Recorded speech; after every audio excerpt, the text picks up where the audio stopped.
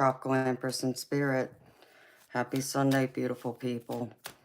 I hope it's been a pleasant one, and I hope y'all have had a wonderful weekend.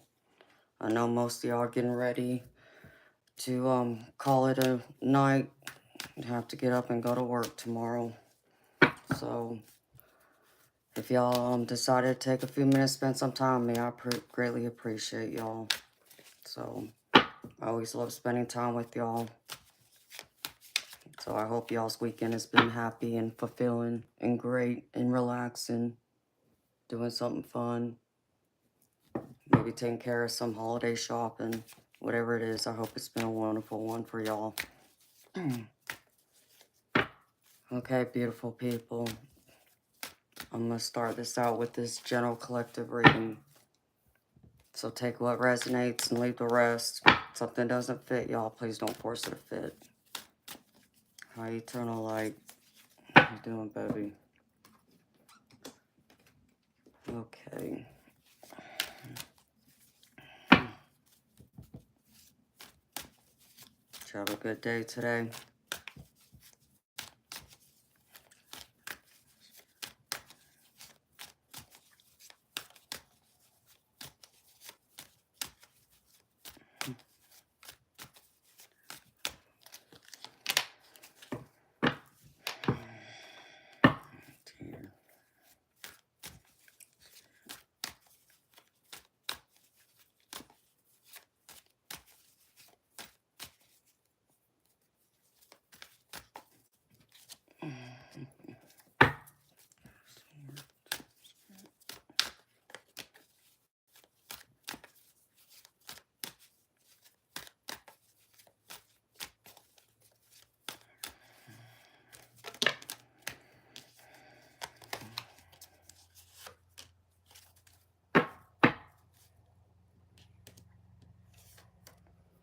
He was kicked after saying hi. What, you got kicked off the internet?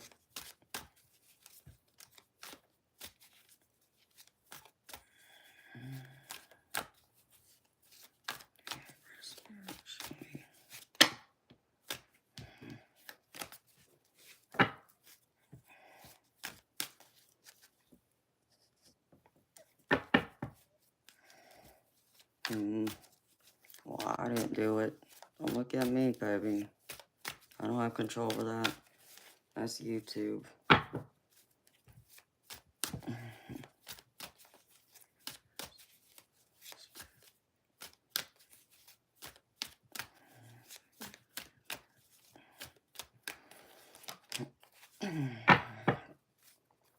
Well, some abundant energy here.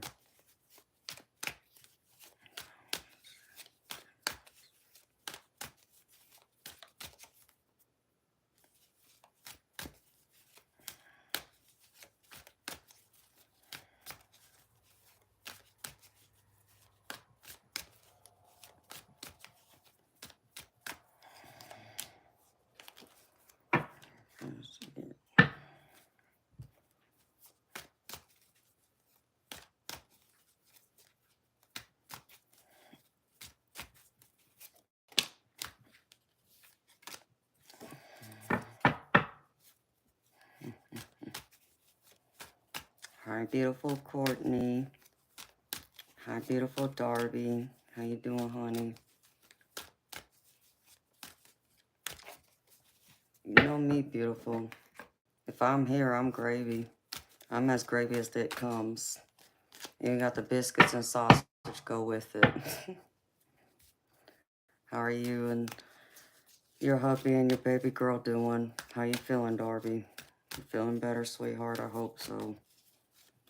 Spirit, why is it dreamer? Why is it full here? And beautiful Courtney, I got your donation, sweetheart. So thank you very much.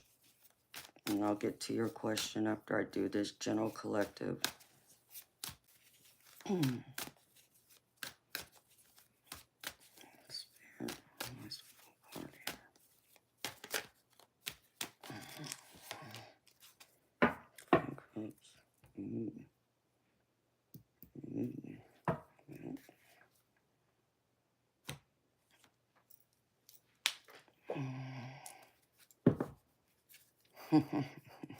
Yes, I did.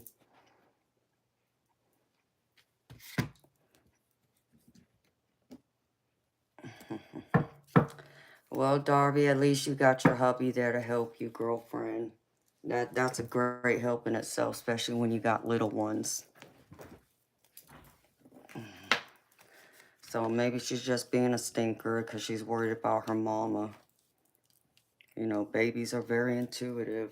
They pick up on our energy. They know when something's wrong or when we're not feeling good. So it could just be that, sweetheart. She's just letting you know that she knows.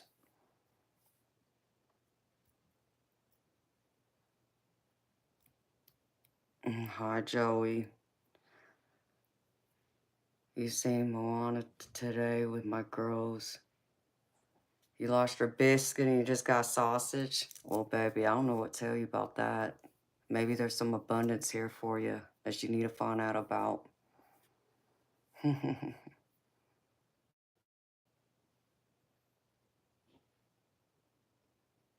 Aw, Darby. But that's good. See, you're a good mama. She misses her mama.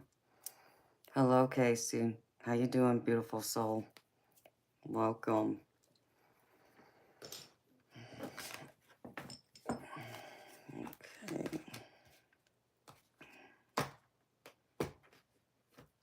Oh, Spirit, let's not do that.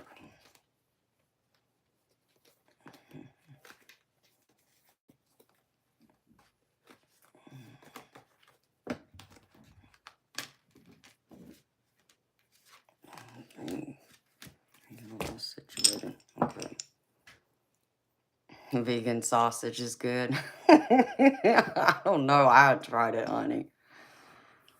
Oh, thank you, Casey. It's very sweet, honey. You're gonna make me blush over here.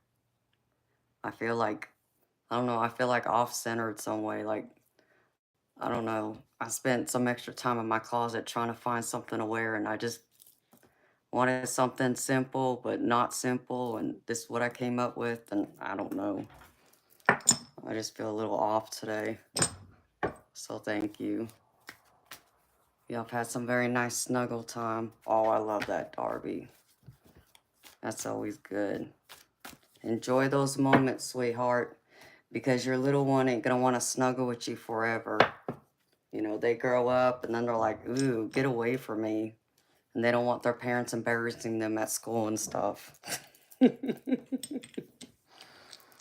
Well, thank you, sweetheart. I appreciate you. All right, beautiful people. I got all the cards pulled here. So this is a general collective reading, y'all. Take what resonates, leave the rest. And if something doesn't fit, don't force it to fit, okay? Just leave it behind for someone else. Because you don't want to manifest something you definitely don't want. So y'all decide that for yourselves here.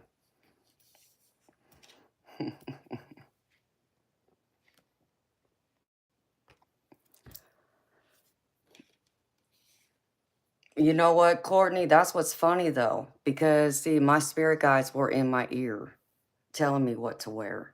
And I'm sitting and I'm looking at them and I'm going through my closet. I'm like, you know, like I had pulled out this one dress and they told me to wear that. I'm like, no, not tonight. They're not ready for this, you know. And I'm like, I want something more simple. So it's like I just need something simple and black. You know, I've already worn, you know, some bright colors last couple of days. And, you know, they wanted me to wear this white short dress that I have that I haven't worn yet. It still has tag on it. I bought it like 4 years ago. And who knows if it even fits me at this point. I have no idea. I haven't put it on. But that's what they wanted me to wear. It's like, no, not tonight. Maybe another night. So,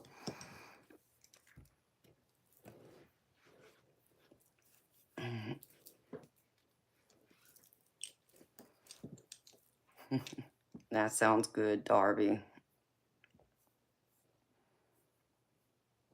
Um, Tanae, I'm in the United States. Casey, I don't know what you mean by talking to your grandma, sweetheart. Depends on what you mean by that. Because I am clairvoyant and clairaudient, but it don't always work that way. So,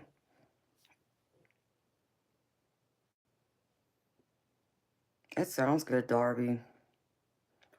You and Courtney come up with some great things, that recipes that I need to try. That's when I'm not feeling so lazy and I feel like getting in that kitchen and making me something. 'Cause I don't spend hardly any time in my kitchen. I go to my fridge, pull out my Red Bull, my Mountain Dew, and if I find a snack, I grab that and that's about it. And then I'm back out of there. So I hardly spend any time in my kitchen. Same thing with my living room. I don't sit in it. I put that, what I thought was gonna be a nice fancy fireplace in my living room. I don't even sit in my living room. It's like I'm either in here or I'm in my bedroom. And that's, besides the bathroom, of course, that's it. I don't spend any time anywhere else in this house. So, you're in Eugene? No way, Darby. That's where my family lives. That's crazy. That's where my family is. That's where my uncle and his wife and kids are at. I've never been there, so I don't know. And I haven't talked to them in many years, but they moved from Vegas to Eugene, Oregon. So that's crazy. Hi, I'm in. How you doing, sweetheart? All right, beautiful people. So here's the general collective reading. That's crazy. Y'all are close to each other. The messages from spirit guides. So from my 2 spirit guide decks I use. First card is forgiveness. So, I feel like, some of y'all been, really taking some time out for yourself, trying to find some peace, harmony, I feel. And even part of that includes forgiveness, whether that's forgiveness of yourself or forgiving others, or maybe it's a combination of both. The spirits wanted me to show this to you to recognize that they see you're working on it, making forward progress. And they still want you to keep an open mind, because I feel like with this forgiveness that you're going through, whether it's yourself or others or both, you still got to be open minded to new possibilities, to new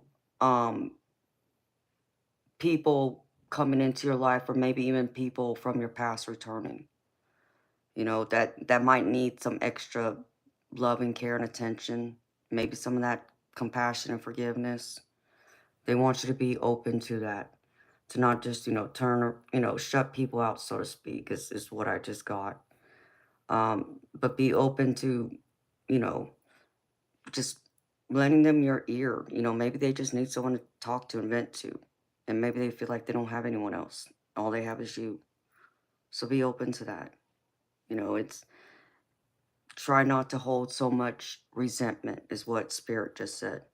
Try and release some of that, because I feel like there's still some forgiveness you got to work on for yourself, but even for maybe still some people. But Spirit showing me you're still working on that and you're making forward progress. So don't feel like this is like Spirit coming down on you and saying you're not doing enough. They're saying you are. It's just taking a little bit longer. But they're having patience and they're cheering you on, seeing you go forward, and they're watching you glow and come to life more. And the next card I get is Life Force. And I read this card one of 2 ways. Usually when I read this, it's more on a soul, emotional level. But tonight, I feel this is more about your physical well-being. And the reason why I say that is because the next card I get next to it is Practice Moderation. So with them being beside each other, the energy I'm getting is like you're doing something, you're ingesting something that's not healthy for you. And Spirit is wanting you to practice moderation. Try not to digest enough, whatever this is. Maybe it's too much caffeine, maybe it's too much sugar. Place it where it fits, y'all. Because it's taking that life force out of you. It's affecting your overall health and well being. So, Spirit wants me to bring this to your attention. And, beautiful people, y'all know I'm no doctor, I don't have a medical degree of any kind. Okay, this is for entertainment purposes only. I'm just telling you what Spirit is telling me. I'm just the messenger here. Okay. So if you are, going through and maybe you are, eating too much of something or using other things, you may want to taper off of it a little bit so you don't drain your life force because you need that to keep going. So your overall aura will shine brighter. The next one is change. And I feel like there's some good changes coming in for you. I feel like there's a lot, I feel like we're in a lot of abundant energy right now. I feel a lot of abundance. Even my tarot is telling me that. And I feel like this coming year is going to be very fruitful for us overall. So place that where that fits overall in your life. Um, so I feel like this is where spirit's wanting you to take some extra steps though, to not be afraid. Don't be scared. If there's something that, you're wanting to go after, whatever those dreams are, they're wanting you to ask for guidance. Don't be afraid. You know, yeah, change is scary, but change is also good. Change means growth. It means evolving, moving ahead, not staying still like at a stalemate or being left behind. You want to go ahead, move forward. So don't be afraid to ask for advice or guidance from someone you trust, whether it's a professional or maybe just a friend or family member, whoever it is. Don't be afraid. Don't have too much pride and get lost in your ego, okay? And now for the tarot, this is, like I said, this is like, I get a lot of abundant energy because the first card I give right out the gate is Ten of Pentacles. And this is all about all your successes, everything happening, being in alignment, having, all your abundance, your material possessions, your money, your emotional abundance, your spiritual abundance, your peace, your joy, all of the things that you want. This is what this Ten of Pentacles is. This is even about like legacy, leaving a legacy behind for your, kids, grandkids, whatever, place it where it fits. But with this Ten of Pentacles, though, the only downside of this is I get a Five of Cups, which tells me that there has been some great loss here, or you feel like there's been failure along the ways, things you've had to walk away and let go of. So I feel like at one point in time, there you were in all of this Ten of Pentacles, but then it got lost somehow, some way. You had to walk away from something. With this Five of Cups, I see here, it's telling me it's been a great loss, a disappointment, something you've had to let go of, okay? But now they're showing me that you're at a crossroads where you need to make a decision, next steps forward to create that Ten of Pentacles again. Because like I said, I feel a lot of abundant energy. So Spirit's wanting you to make that choice, make those decisions, even if those choices are hard to make. They're hard for all of us to make. But you can make them because Spirit's showing me there's an opportunity coming to you, that you're in a place of great manifestation and being able to um, develop what you desire, what your ambitions are, because I get the Page of Pentacles with this, and this is all about manifestation and having that opportunity come towards you. So you're going to have to decide that choice with this, of how to create this Page of Pentacles, this opportunity. It's going to be a choice for you to decide. And when you do, I get in the center of the Empress card. And the Empress is all about great abundance. It's all about luxurious abundance, having it all. The Empress is the one that, you think of like your mother or grandmother who've already, had their kids, gone through their career, um, been married, and now they're enjoying pretty much the fruits of their labor at home, relaxing, taking care of, the little ones, the grandkids or whatever. And they're still able to be productive in their life.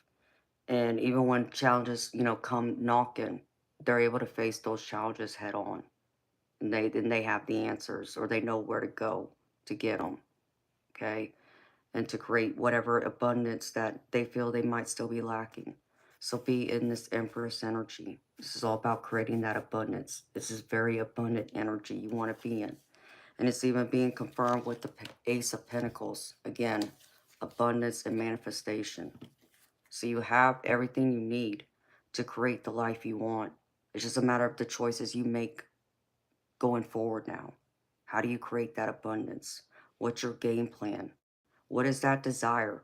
What's going to bring you that, 10 of Pentacles again? Or feel like you are like that Empress or an Emperor? You know, place where it fits, male, female. Okay? But whatever that is, what is that desire, that dream? Because you can manifest it all. Spirit's showing me you have all that abundance to manifest. It's coming to you. The opportunities are coming. Now it's time for you to grab on and hold on to them and take action now.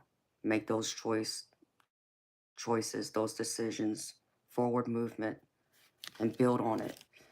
Because with it, I get the Temperance card, which in my deck is the Balance card. But Temperance is all about having that faith. It's all about being patient. So this may not be something that's going to happen overnight, beautiful people, is what I'm being shown by Spirit. This is going to be a slow progress.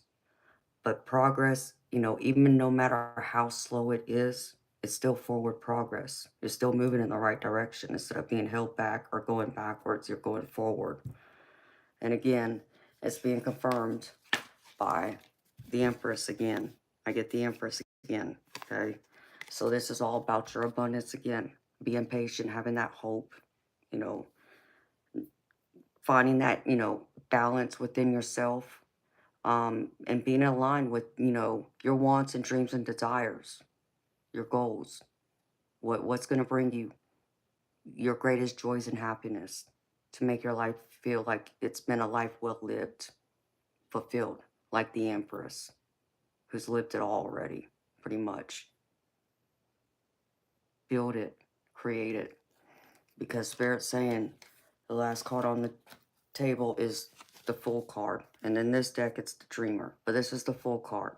This is all about having that leap of faith, and I feel like this is like having a leap of faith of, it's not seeing is believing. You got to have that blind sight. It's not going to be about sight. It's just going to be about knowing and having that faith that you can create it. Maybe you don't know what it's going to be like, maybe, a month from now, 6 months from now, a year from now, but it's all going to work out and it's going to be okay, and you're going to have your 10 of Pentacles, being that Empress energy to have all your dreams and wants, all your abundance. Spirit's just saying, have a little more hope and faith. Take that leap of faith. Even if it's one that's going to be a blind faith, that's still faith. And take those first steps forward. And with it, I get the Queen of Cups. So this tells me like there's someone here that's going to come in that's going to help give you an extra hand. Maybe if you're looking for love, maybe this is, that person. Queen of Cups, it's love energy for me. Places where this fits. This can be a significant other, male, female, okay? Do not assign genders to this, y'all. Okay, it can be a man. It's just they're showing me more of their feminine energy. Or this can be a relative, or this can be a friend. Whatever this is, I feel like someone's gonna come in and uplift you and want to kind of like work with you to help you create those dreams and be that cheerleader for you and lend, an extra set of hands, compassionate heart, warmth, kindness, consideration, love, and attention. And if you're ready for it and wanting to take forward action for your abundance, like these Empresses right here, like I said, 2 Empresses on the table, abundant energy, very, very abundant. It's right here for the taking, y'all. Okay, and now for y'all's oracle cards. And I pulled several, y'all. So this is from the guides of the hidden realms. And this is, and it's crazy because this kind of confirms what I was just saying. First one is, this is the gods of the hidden realms, the emergence of hope. Hope in its truest manifestation is believing in the goodness within people and placing our trust in a positive, meaningful outcome. It is knowing that all is well, despite temporary evidence to the contrary in the manifest world. It is a beautiful energy that we need to foster on a daily basis. To tune into its essence, we must do so wholeheartedly, knowing that spirit is the source of the energy of all life. Today, everything good that you are aligned with is true. You are attracted, even inspired, to act toward your beautiful, fulfilling destiny. Some things might be taking longer than expected. Perhaps loss has taken you on a temporary, shady, and unfamiliar path. But nothing is truly lost. Even in our grief, there is the seed of love and redemption. Hold on to your unwavering faith in the highest good, because it will not be taken from you. Allow the emergence of hope to take root in your heart. Be patient and trust that all is well. So, again, beautiful people, have faith, have some patience, trust in the divine's plan for you. Hope is what's going to create what you're wanting to manifest. So, have some hope, some faith, and what you ask for will come. And pull one from, let's see, actually I pulled two. This is from the Divine Masters, and these came out together, so I took both of them. The first one is,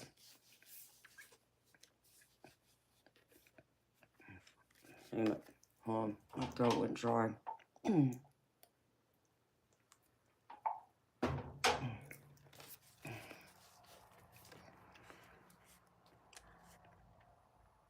It's time to release any guilt or regrets you have about your past.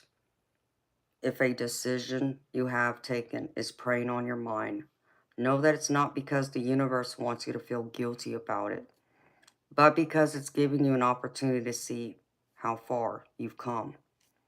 Also, know that all of your debts have been paid and you can stop asking the universe for forgiveness because, as far as it's concerned, you are forgiven. Turn to the next page. Got stuck. If you have any reoccurring fears or concerns about a situation that's new, it might be because you faced a similar situation in a previous lifetime and your soul is remembering old pain. In order to surmount this once and for all, it's important to tune into your body and feel the reassurance of a huge full body. Yes, before moving forward. Even if following that dream or vision is scary, know that you have been waiting lifetimes upon lifetimes for this opportunity. And when you finally take it, you are breaking a cycle and taking charge of your destiny. So release yourself, beautiful people. Know it's all going to be okay. And you all are forgiven. And this one is Cosmic Power.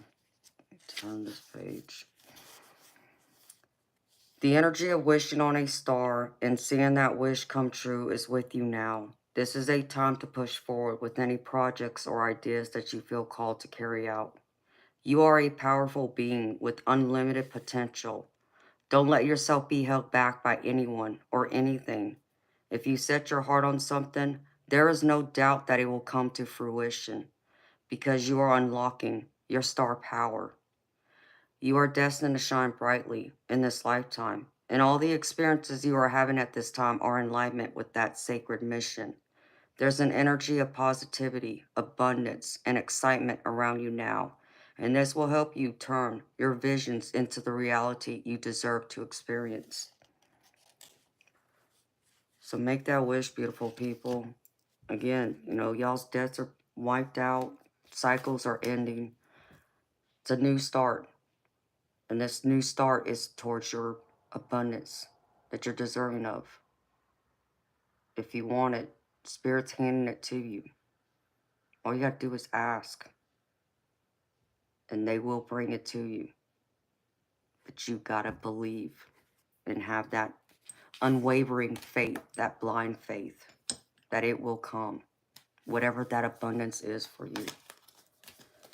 And then I pull from the Oracle of the Seven Energies.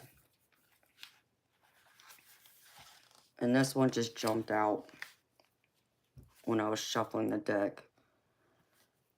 Shining through. You are being called to step into your true power, in essence. This is one of those times when you're required to bring everything you are, all that you've learned, experienced, and integrated, and offer it up in service to the world. When you take center stage, you will be noticed. Yes, as you shine brightly, you will naturally stand apart from others. This idea may bring up excitement and genuine pride or discomfort, but this is not the time to make yourself small to avoid the glare of the spotlight and potential punishment by others. It takes courage, but know that this is the right thing for you today. You have come so far. You have been in the proverbial back of the room in learning and gathering mode for so long, and this important time has served its purpose. You must now step into a new consciousness, seizing a new opportunity to share your wisdom. You will be like a lighthouse, shining through the dark, illuminating the way for others. Be careful of the voices in your head that say you can't or you don't know enough or who are you to shine. The better question is, who are you not to shine? All you are and all you have become is by the grace of the divine. Now it is your duty to share your gifts and celebrate this. Share those beautiful gifts, beautiful people, and shine. Shine brightly like that star. Wish upon that star. It's right here. Be authentic and be proud. It's like I always tell y'all, people can't accept you for who you are, or they want to talk nonsense, especially when it's not true. Let them. It's just noise. I ignore them. I don't allow them to get to me. And that's what you got to also learn how to do too. And then, let's see. I pulled a few messages from my universe deck. The first one is, if you want to be more successful in life, your priority should be to focus your mindset on all that you want to attract into your life. Trust that more is happening than what you can see. Many forces are at work in your favor. Allow them to help you. Know that forces are at work to help you. And they're working in your favor.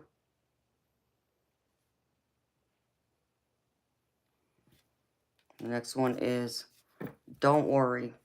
Everything you've been waiting for is on its way. Progress is being made even if you can't yet see the results. So much is happening behind the scenes for the creation of your dreams.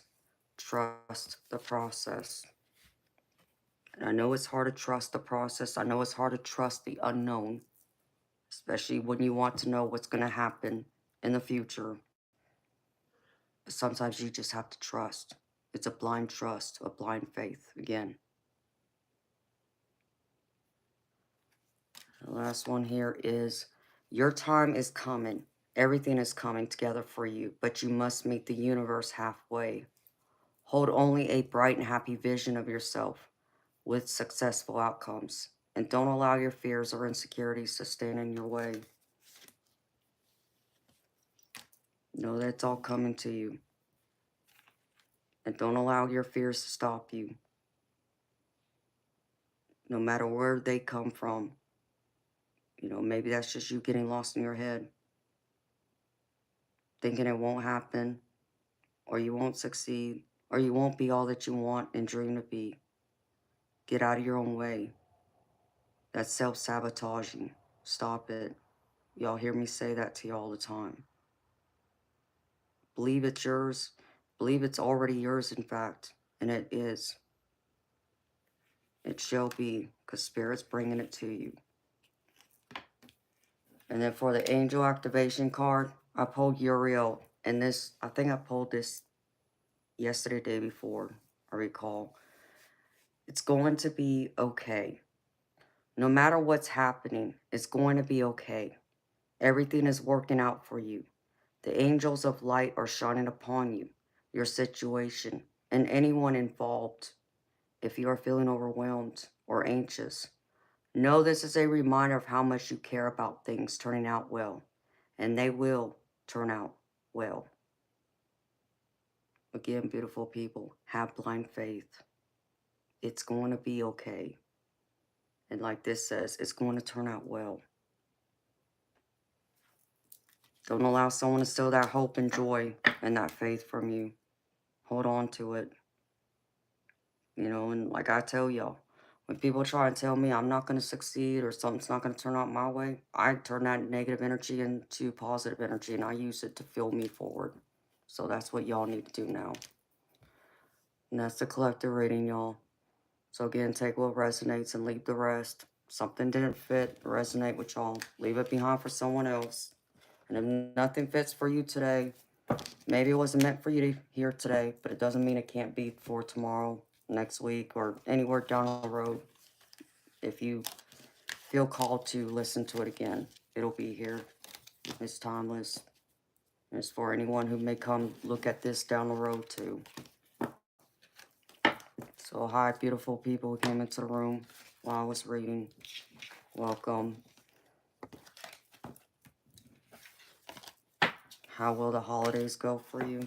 All right, beautiful. Let's see.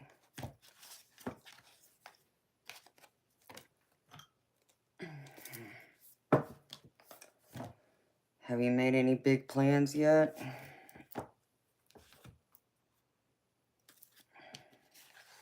I can only tell you where I'm supposed to be that day.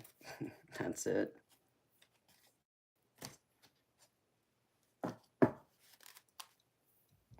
Hi, passerby. I'm doing good, baby. Thank you for asking. How you doing, honey?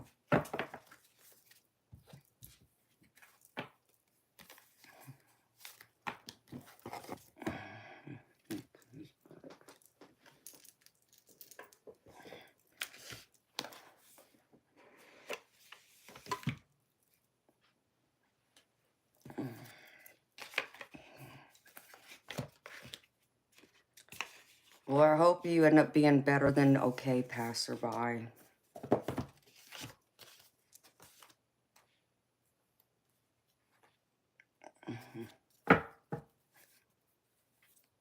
Hello, Dare Bird. How you doing? Hey, passerby, I just believe it's all going to be better than okay, baby. And it will be.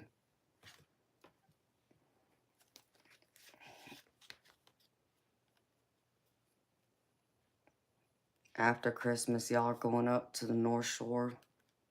Ooh, that sounds like fun. How exciting. Can you pack me in your suitcase, Courtney?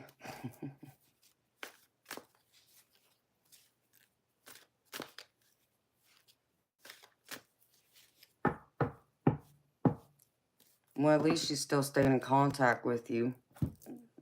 But she didn't give you a time of when she's going to reach out, huh?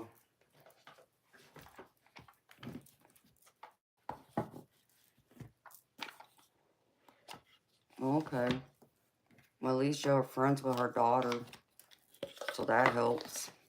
I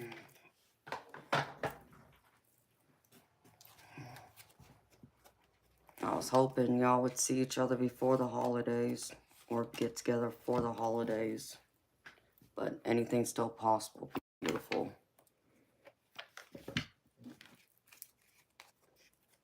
Okay, passerby.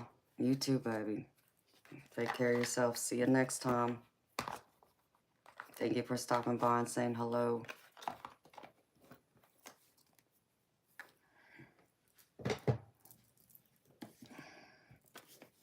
Well, maybe they're still trying to figure out their plans too, beautiful. That's always a possibility.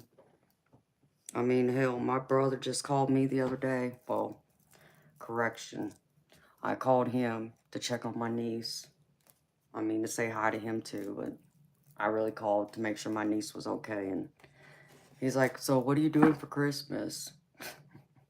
What do you think I'm doing? Last I checked, I come over there every year for Christmas. What are you talking about? He was like, well, I know that, but I mean, what time are you coming here? Because he wanted to tell me about the kids' schedule, because it's a blended family. So, like, one of the kids will be there in the morning and will be gone by the afternoon. The other kid won't be in there in the morning, but will be there in the afternoon. So I'm just like, okay, so you're pretty much telling me if I want to see both, you know, my nephews, I need to be there at crack of dawn, and I need to stay there till dark. Got it. That's all you need to tell me. I'll be there as long as nobody gets sick.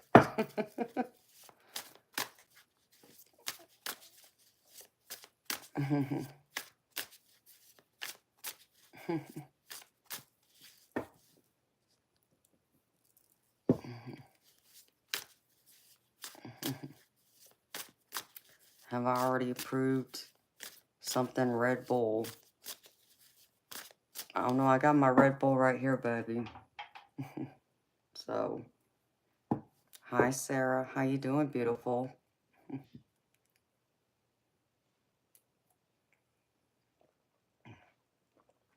No, thank you, honey.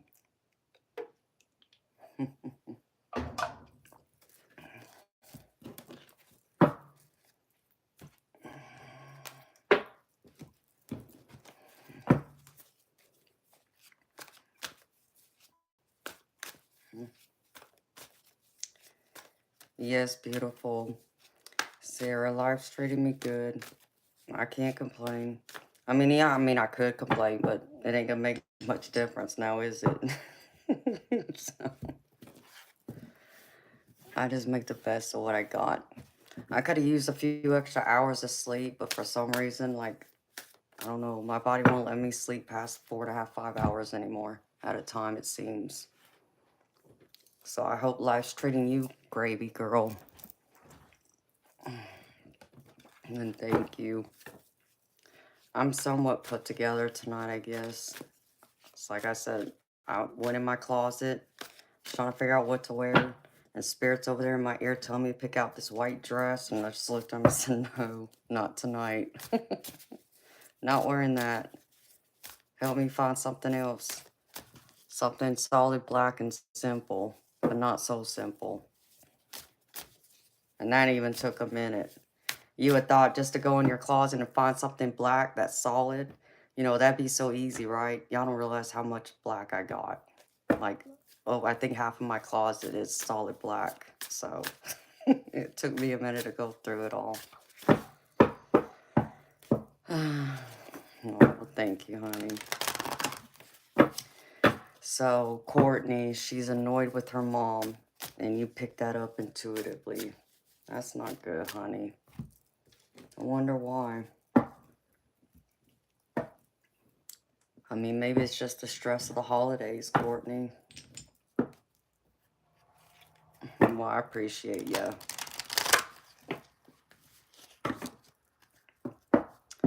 Yeah, black's just that classy, sophisticated color you can never go wrong with. You know? It's easy. It goes with everything.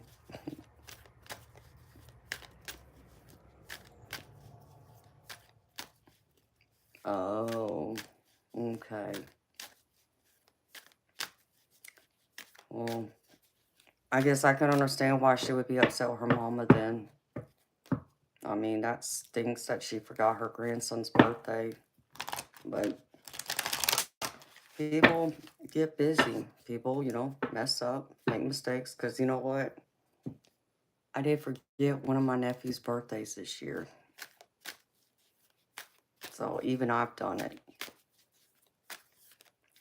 And hi, my beautiful lurkers in the background. Thank you for all the heart emojis. Oh, well, I'm happy he loves it. 50 Shades of Black. Yep, Jonathan, something like that. Oh, I got 50 Shades of everything, like purple, blue, black, red, gray, silver, something like that. So, I do got color in my closet. I just happen to have a lot of black is all.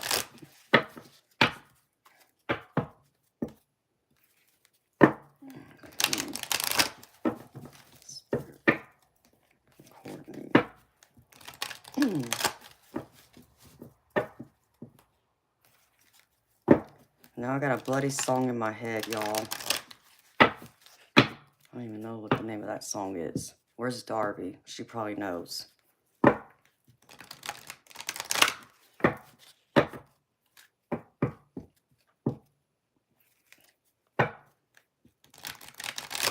Hello, Big Rage. Yes, Jonathan, I'm Pisces. Why do you ask, baby? I'm a Pisces sun, an Aries rising, and a Taurus moon.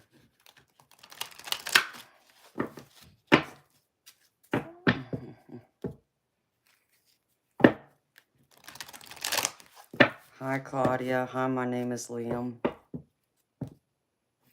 Iman. Yes, my name's Amanda. Jonathan, as I like to say, I'm a fiery Pisces.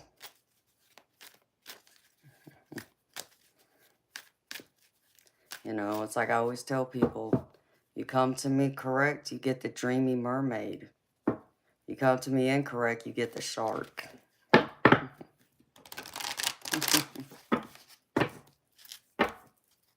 You're always close with Pisces. That's good. You know, we're like the hopeless romantic mermaids in the zodiacs, so that's what I say about me anyways. Ain't no hope for me. Yes, Virgos are awesome too, Courtney. You're right, because you're awesome.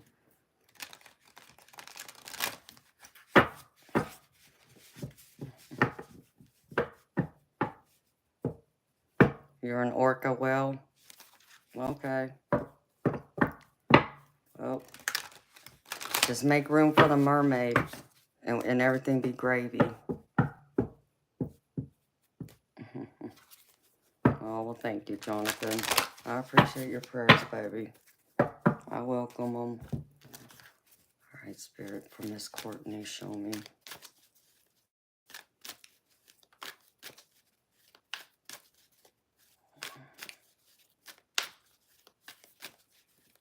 Courtney, you just want to know about Christmas, or you want to know about Christmas and New Year's, sweetheart?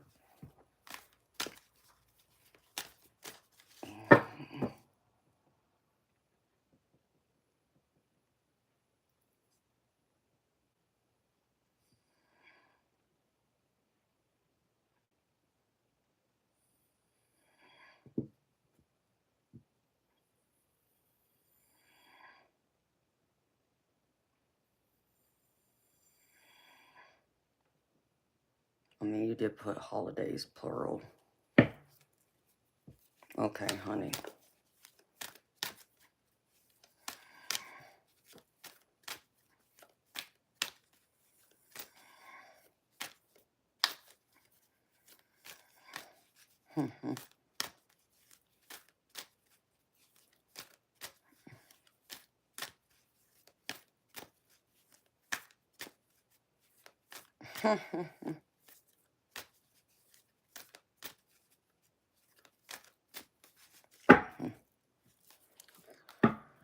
Oh.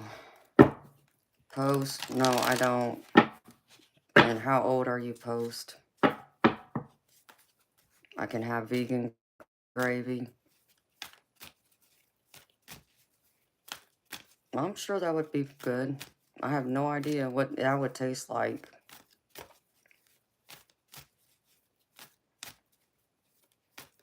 Hi, Tandy. How you doing, honey? Just guess. Iman, I'm supposed to guess? Why am I supposed to guess? Why can't you just tell me who you are, baby? Just You know, I'm trying to do a paid reading right now, so I can't just play a guessing game right now, baby. I'm sorry. High eternal light. Alright. Learn from your mistakes. Alright, Spirit. Let's go. Courtney.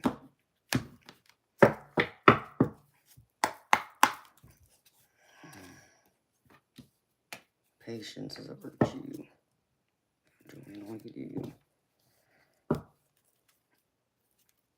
Well, damn, Spirit, like, what mistake does she need to learn now? Crap.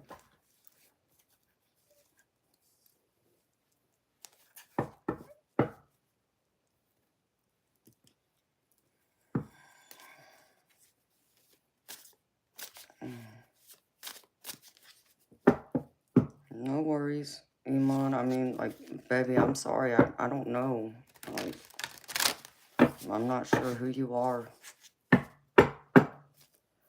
Post, you need to be 18 to be in my chat, and I don't think you are, so I'm gonna, no offense to you, baby, but I gotta remove you. Because this is just for 18 and up.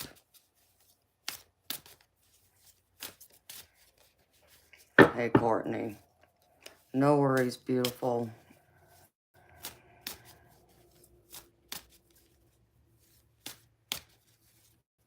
Okay. See you later, Iman. I don't have a clue. Like, sorry.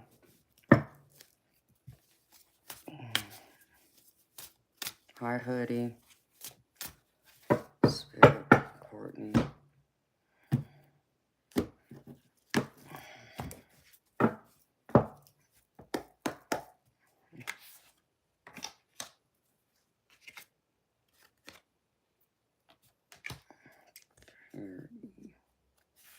Well, you are charitable.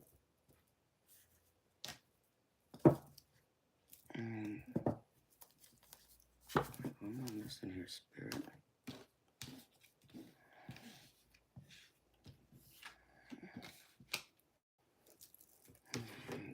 Let's see.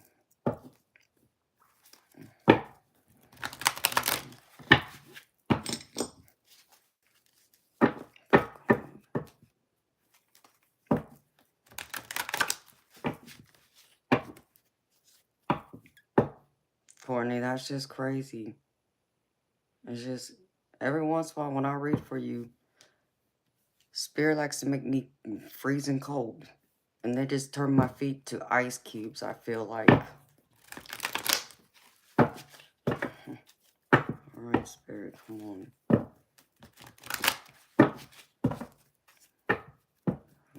Holidays.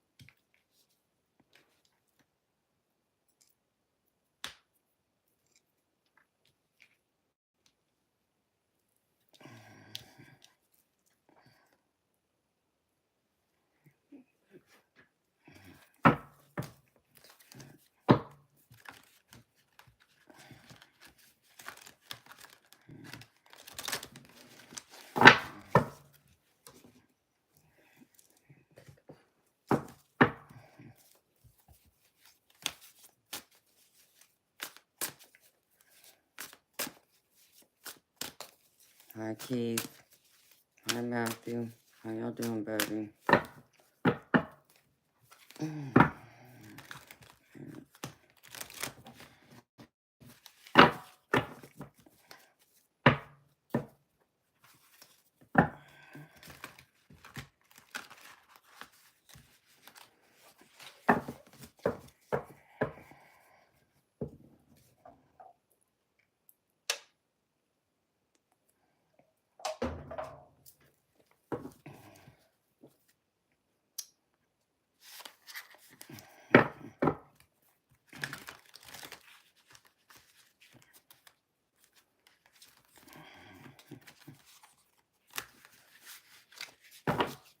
I'm good, baby. You know me, I'm gravy. I'm just doing a paid reading. Spirit, show me.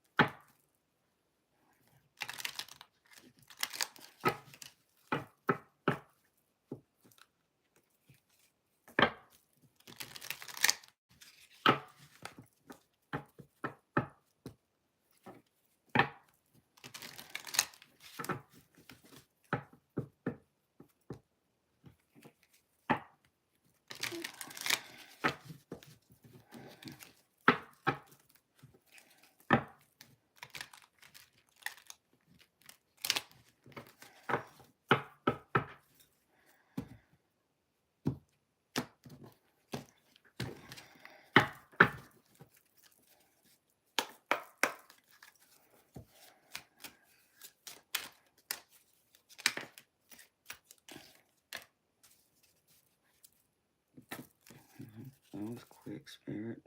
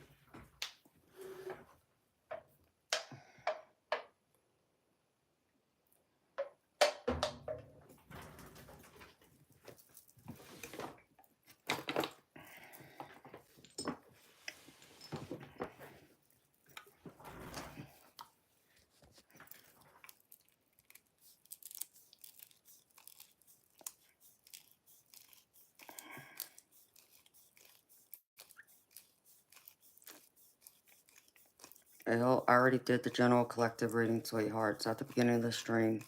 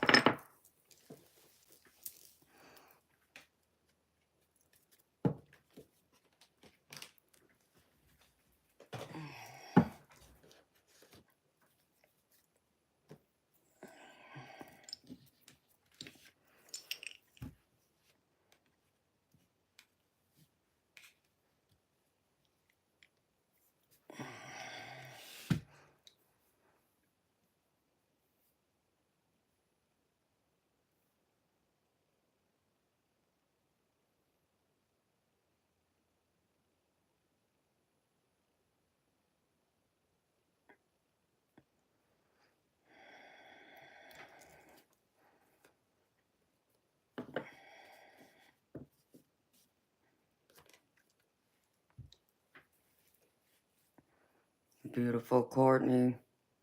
Honey, I feel like this song that's playing in my head has to do with you. I feel like I must have just tapped right into you. And I don't know the name of the song, honey. It's like the whole song's not, for you. There's just a part about the spirit wants me to say to you that something along the lines about it's not goodbye. It's only hello until we see each other again. And I feel like that has to do with like your best friend, um, and her family. Because I know how important that relationship is for you, and I understand how important that is you wanting to spend time with them during the holidays. Spirit also want me to say to you, you're not being abandoned, but I feel like that's kind of like you may feel that way. I feel some of that abandonment coming into your energy again. Like there's like a sense of panic even. You're afraid that you're going to be left behind. In a sense, you might even feel like, to a small degree, that you're going to be forgotten about. And I don't feel like that's true either. Um, you may not notice it consciously, but I feel it's like there subconsciously, because I know you're working very hard on, leaning in with your heart and not leading with your head, like, we've talked about before. But I still feel like there's that extra layer of wounds that's there underneath that you still need to kind of like get to. And that's fine, beautiful. You've made a lot of progress already, so do not be hard on yourself either, because I know how much you're an overachiever and a perfectionist, but I do feel like some of that panic, though, is coming back. And you, not that you're not being acknowledged, you just don't feel the entire sense of belonging with them yet, like how you had hoped the relationship had already come to be to create that solid bond, like y'all talked about with the whole adoption. And, in that regard, I still feel like you got to give it some time. I still feel like it has to take some more patience from you, which is crazy because I even got some of that here laid out on the table. Um, so I'm going to start with the spirit guides, the messages from them. But those were just a few of the messages I just got off right off the bat that I wanted to say before I forgot them. Um, the first one is learn from your mistakes, which you're very good at this, honey. We all are. But I know you are. And I know you always learn. And you always go and take everything that you learn and apply it to your life, the lessons, and I feel like you're one that will, own up like me, when you've messed up and you admit that when you're wrong or, whatever.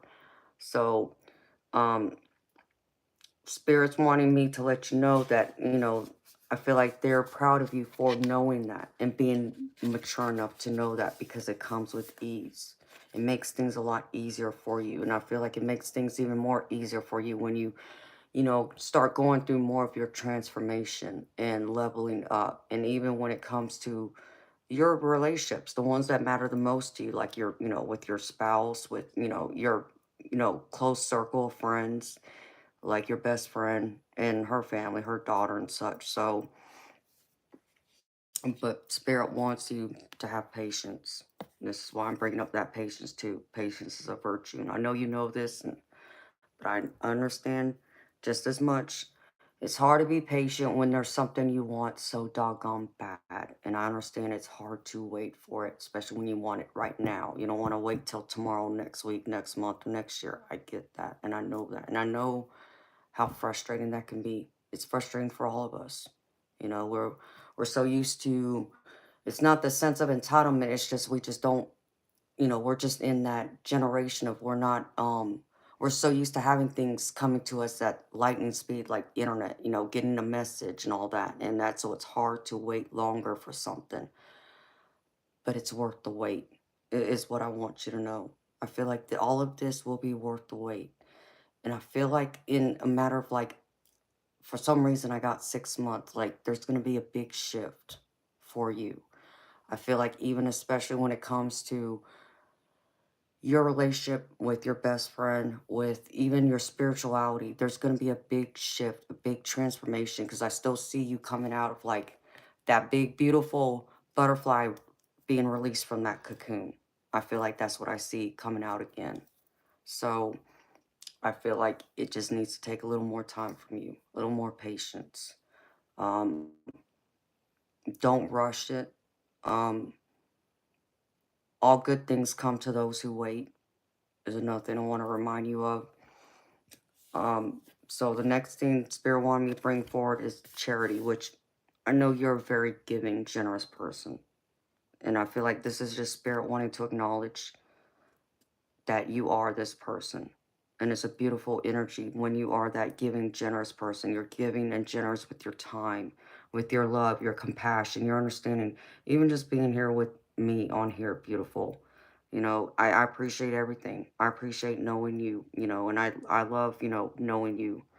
And, I consider you, a friend. So, and I'm proud of who you are and who you've become and how you're so willing to want to give back and even help others and help direct them, and even your sarcasm and sense of humor when we all need a good laugh, you always bring that out too. And I love that about you, because it's like this card says, feel joy in all you do. And Courtney, I know you do.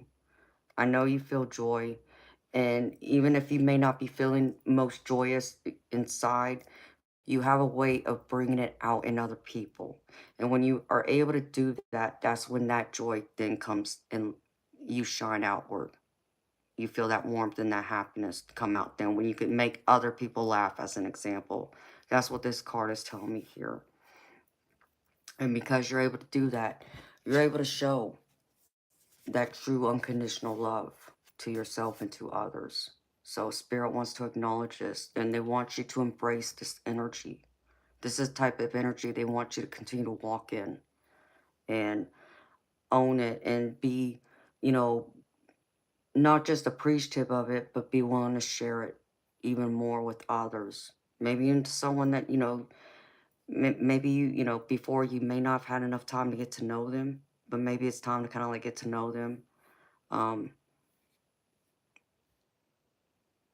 I feel like there's someone in particular for some reason, like not so much they need mothering. That's the wrong word, but I feel like there's someone that's supposed to come into your life that you're gonna have to be there, kind of be that role model and help kind of like nurture them along, like a mother figure, like, but not a mother, but because of you being that nurturing person, it feels more of that mother like, but not acting as a mother or being one to tell them what to do or that. You're just going to be that person that's going to lead them, guide them, be that role model and show them the way. So there's someone I feel like spirits want me to let you know that is going to need you. And they're going to need your unconditional love. That's the other thing that I'm being shown. Okay. So, all right, beautiful Courtney, for the tarot for you, sweetheart. I have, first is the Emperor. And the Emperor, this is like your energy, Courtney. This is you being that leader, taking charge, having that structure, organization, being disciplined, being, mentally and emotionally mature, going about things, taking the charge, taking the lead, taking the role. Um, I feel like this is like where you're supposed to be like manifesting your wants and your dreams and your needs. And Spirit's wanting to use, what you have in your control to create what you want, and sometimes that means, yeah, you may have to put yourself out there to possibly get hurt, possibly get burned, so to speak, right? Maybe, like I said, when we want to talk about like your best friend, for example, reaching out, calling her and saying like, look, can we have lunch next week? And okay, maybe she won't be able to make it, yeah, that stings. I get that. But you're still willing to put that risk out there to find out. That's the lead. That's what this energy is telling me. Because I feel like that's what you're going to have to do when it still comes to like the holidays. Like, I feel like you still need to like throw that fishing line out there to her. Is what I'm getting. If you're talking about Christmas, New Year's, or both, I would kind of like nudge it a little bit, Courtney, and just ask and say to her, listen, I would love to spend Christmas with y'all. Maybe even if it's not actually Christmas Day, maybe Christmas Eve even, or maybe a day after Christmas. But make it to where it's like y'all's own Christmas get together.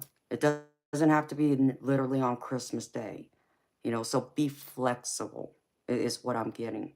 And I feel like if you can do that, Courtney, there'll be a reason to celebrate.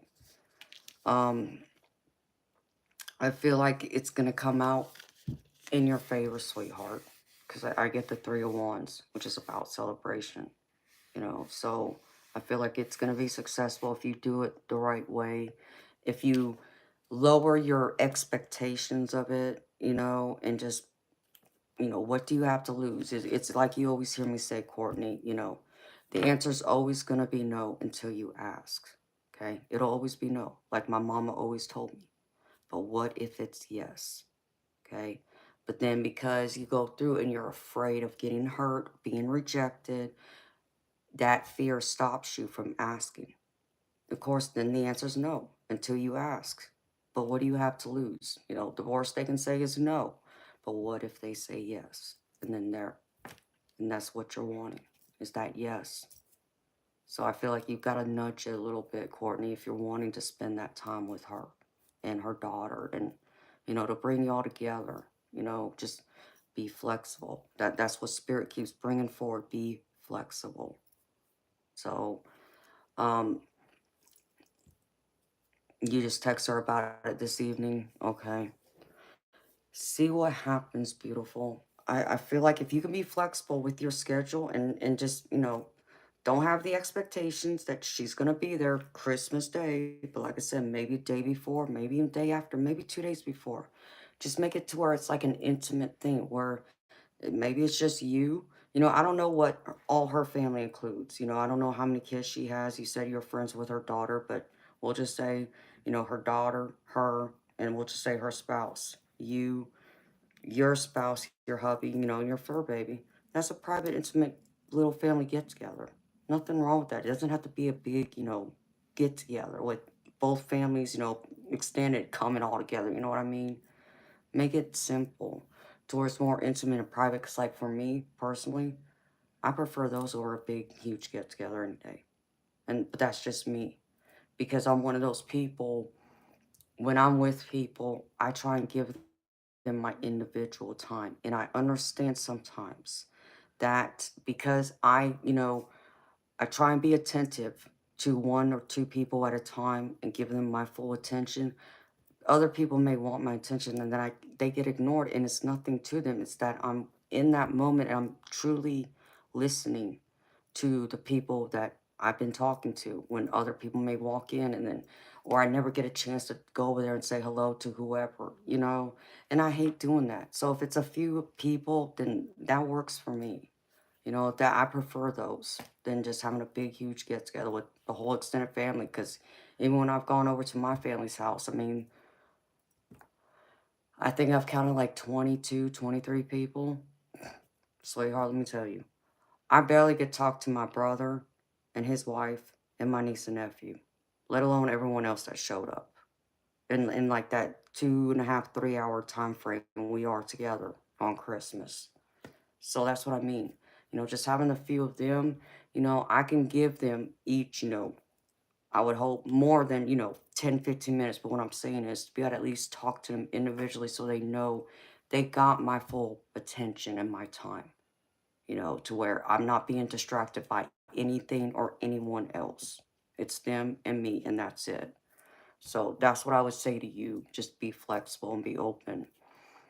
Because I know it seems like for you, I get the Ten of Swords, which the Ten of Swords, this is all about going through a difficult situation, like going through that, um, pain, betrayal, even feeling like you've been left behind too in this.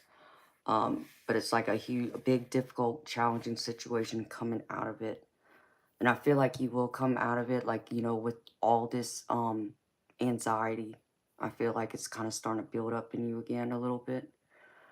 Um, and maybe some of the wounds of your past, back, in your childhood, I think maybe they might be surfacing up a little bit. And that's kind of like triggering this, I feel. I feel like it's tied into this for you. Um, Spirit's just saying, take care of your wounds. It's okay to have some sadness, to still feel a little bit of hurt.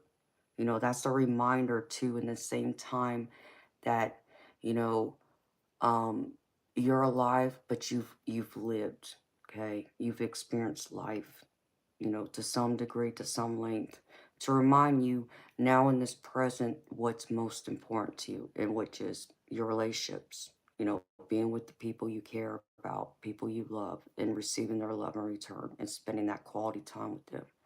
So don't feel like they're leaving you behind, honey. Because I still don't feel that. I still don't feel like you're being rejected, even though I feel like there's been a little bit of that panicky, like you feel like maybe you're getting like pushed aside. I don't feel it's that still. I feel like they still want to welcome you with open arms, and they want to give you that extra time and attention during the holidays and be with you, be with, your fur baby, be with your hubby, all of that coming together. It just may not be on those exact precise dates that, everybody else might be with their families and friends and so forth, right? So she only has one kid. Okay. So yeah, I mean, it would be a small, intimate thing. I just, as long as you're flexible, Courtney, I feel like it's gonna come together. It may even be after Christmas. It may not be before or Christmas, even maybe after. Um, because I feel like everything. I get the King of Pentacles with this. So even though maybe some of those wounds and those pains have kind of surfaced, spirits tell me it's gonna go your way if you hold on and have that, blind faith. As I was saying earlier in the general collective, need some blind faith and patience. Patience. This is strong patience. That I feel like there will be that time that she's gonna make for you, and you'll be able to spend time with her and her daughter and enjoy that time bonding. Um, I feel like it's gonna be extra special too, and and I know you're gonna make it extra special, but you're gonna feel like the king, on the hill. It's King of Pentacles, but like just you know be like that queen on the hill. I feel like that's how you're gonna feel. And so I feel like the holidays, even with your hubby, even if you're not with your BFF and her daughter, even with your hubby, I feel like that's gonna be a big, celebration for you. Um, a turning of a new page is what Spirit just said to me too. So something new is going to change. There's going to be a different change, a shift in something, a shift in energy, a shift in the way you and him maybe, are doing things, um, maybe it's even about y'all's plans for the future, taking a trip, what y'all want to do starting in the beginning of next year. I feel like there's going to be a shift in energy, though, that's going to be like looking to the future. And it's not just going to be about the present moment, it's going to be about the future, too. So there's going to be a big shift, though. But I feel it's a shift forward, you know, trying to release the past and be shifted more towards the future, looking straight ahead. Her love for you has not changed much. Well, I mean, do you feel like do you feel like her love for you is genuine? Do you feel like it's strong? It's built in a strong foundation? Because I do feel like she genuinely loves you. I feel like it is deep. And I'll show you in a minute why I feel that. Um, I feel like it's deep for you, though. Um, but what's crazy and oh, that's just crazy. Okay, Spirit. All right. Um, you feel it's genuine, real. Yeah, I feel that it is for you, too, Courtney. So if you're having any doubts, don't have those doubts, beautiful. Her love is genuine, it's deep, and it's real. Um, and in the center of your reading, beautiful, I get the star. And it's like you are like this shining star. But I also feel like even she and your hubby and even her daughter are like the star for you. You are like each other's star. Each other's North Star is what I just heard. Um, and it's, you know, collectively, the energy I feel, y'all provide each other that extra hope, that extra, care and love. Even if you don't, feel it 24/7, or if you're not in contact with them or physically around them, I still feel like, like you being who you are, like how I know you are, being, intuitive like me, you pick her up telepathically, intuitively, even her daughter. So you feel the energy when it shifts and it changes. And I feel like sometimes that's where you kind of get in that rut. Like you feel like you've done something wrong or you feel like they're pulling back, but their energy might be shifting, it might be changing, but it doesn't mean it's directed at you. And that's what you need to know. So with this, with like the holidays, I feel like it might be a little more of a stressful time on them. And I feel like, um, it may not go exactly the way you initially had anticipated or dreamed, but I still feel like it's going to happen the way overall you're going to be able to get together with them at some point and say, this is our little Christmas celebration, New Year's celebration. Put them both in there if you want to. But I feel like it might even happen last minute, um, because I get the Knight of Swords. And I just feel like that it's going to be something that's going to come at you just fast, like this horse, like this thoroughbred. I just feel like it's going to be like a thought, and it might even be a last minute thought, Courtney. Not that they forgot about you, but that things may be so chaotic in their life at, a certain time and stressful, maybe going to other parties, holiday parties with work or whatever, that, they may, you know, forget to reach out and say, oh, I'm sorry, I meant to call you and, talk about, possibly getting together, whatever day for y'all's get together for the holidays. I feel like that's how it could come out. So don't feel like it's not going to happen. Still be optimistic like this star. Be optimistic and have that hope. It'll all work out. And, you'll be like the rising star for them. They will be that star for you, your North Star. So, for some reason, North Star is spirits bringing that forward strongly. So, I don't know if that has some significance to you or her, but that's what I'm picking up. Strong North Star. And then, here's where I kind of get a little concerned. I get the Five of Wands. And the Five of Wands is like that card of things not going your way, like something bothering you, people competing against you, per se, disagreements, bumping heads. Damn,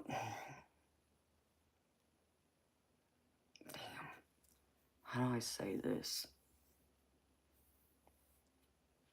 I get like some of the energy I'm picking up, Courtney, okay? And I don't know where this is coming from, okay? I can't even be sure um if it's actually you, but I don't feel like it's you. But I feel like it's someone in your energy that you have been in contact with recently, because I'm tapping into your energy. Um, I get the feeling of there's like this insecurity of competing for attention, competing for time, even maybe a little jealousy here. Okay. I don't know where it's coming from. I don't know, like I said, I don't feel like it's you, but I feel like it's someone in your close circle. Um, could it be, concerning your BFF? Yeah, I feel like it has to do with her. Maybe it's her daughter. Maybe it's someone else. Maybe it's even your hubby. I don't know. But I feel like this competing of time and love and attention. And someone feels like they're being pushed out, so to speak, but not like they're being completely like shut out or shunned out. They just feel like they're just being kind of like shoved to the side. Like they're not as important as they feel like they should be or need to be or want to be. Um,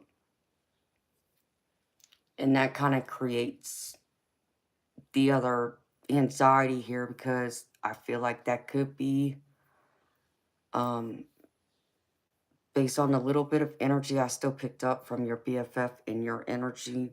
Like maybe she might be kind of being a little more reserved. Like I feel like someone's walking on eggshells here of making sure they don't disrupt the energy. All the relationships are kept neutral and everybody's happy as can be. Um, I feel that it's been brought up though by someone, some way, somehow. I don't know where, I don't know who. Okay. It's all in your energy though. Okay. So this is the people surrounding you, Courtney. Um, there's just like, I just heard like a hierarchy. Spirit just said hierarchy. So someone feels like they should be more important than where they're being placed at. And so it's been like competing for time and attention and someone's love with it. And beautiful, all I can say to you is hang in there, be strong, okay? Don't allow it to deter you, okay? I'm not saying it's you, beautiful. I don't feel like it's you. I feel like it's someone else all around you who's struggling. It's weird.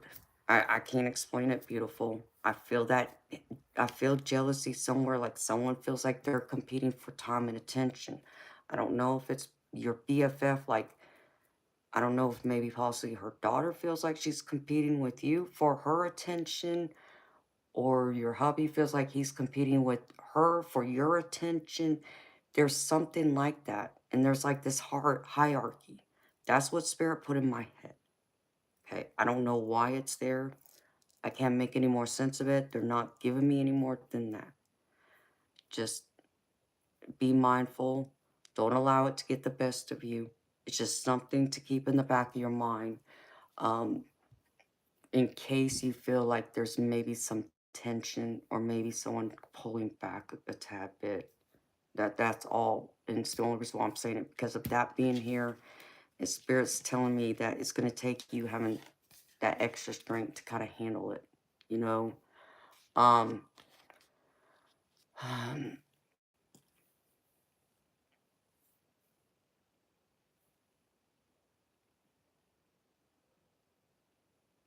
yeah, and that's the way it should be, Courtney. Your hobby should be first. You're right about that, you know, because people forget, like when you get married, your parents and your siblings become your extended family. Your spouse becomes your immediate family, and they're supposed to be first.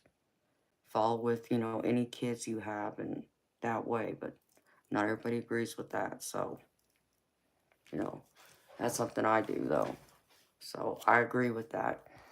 And, because that's your immediate family. So I don't know, honey. Okay.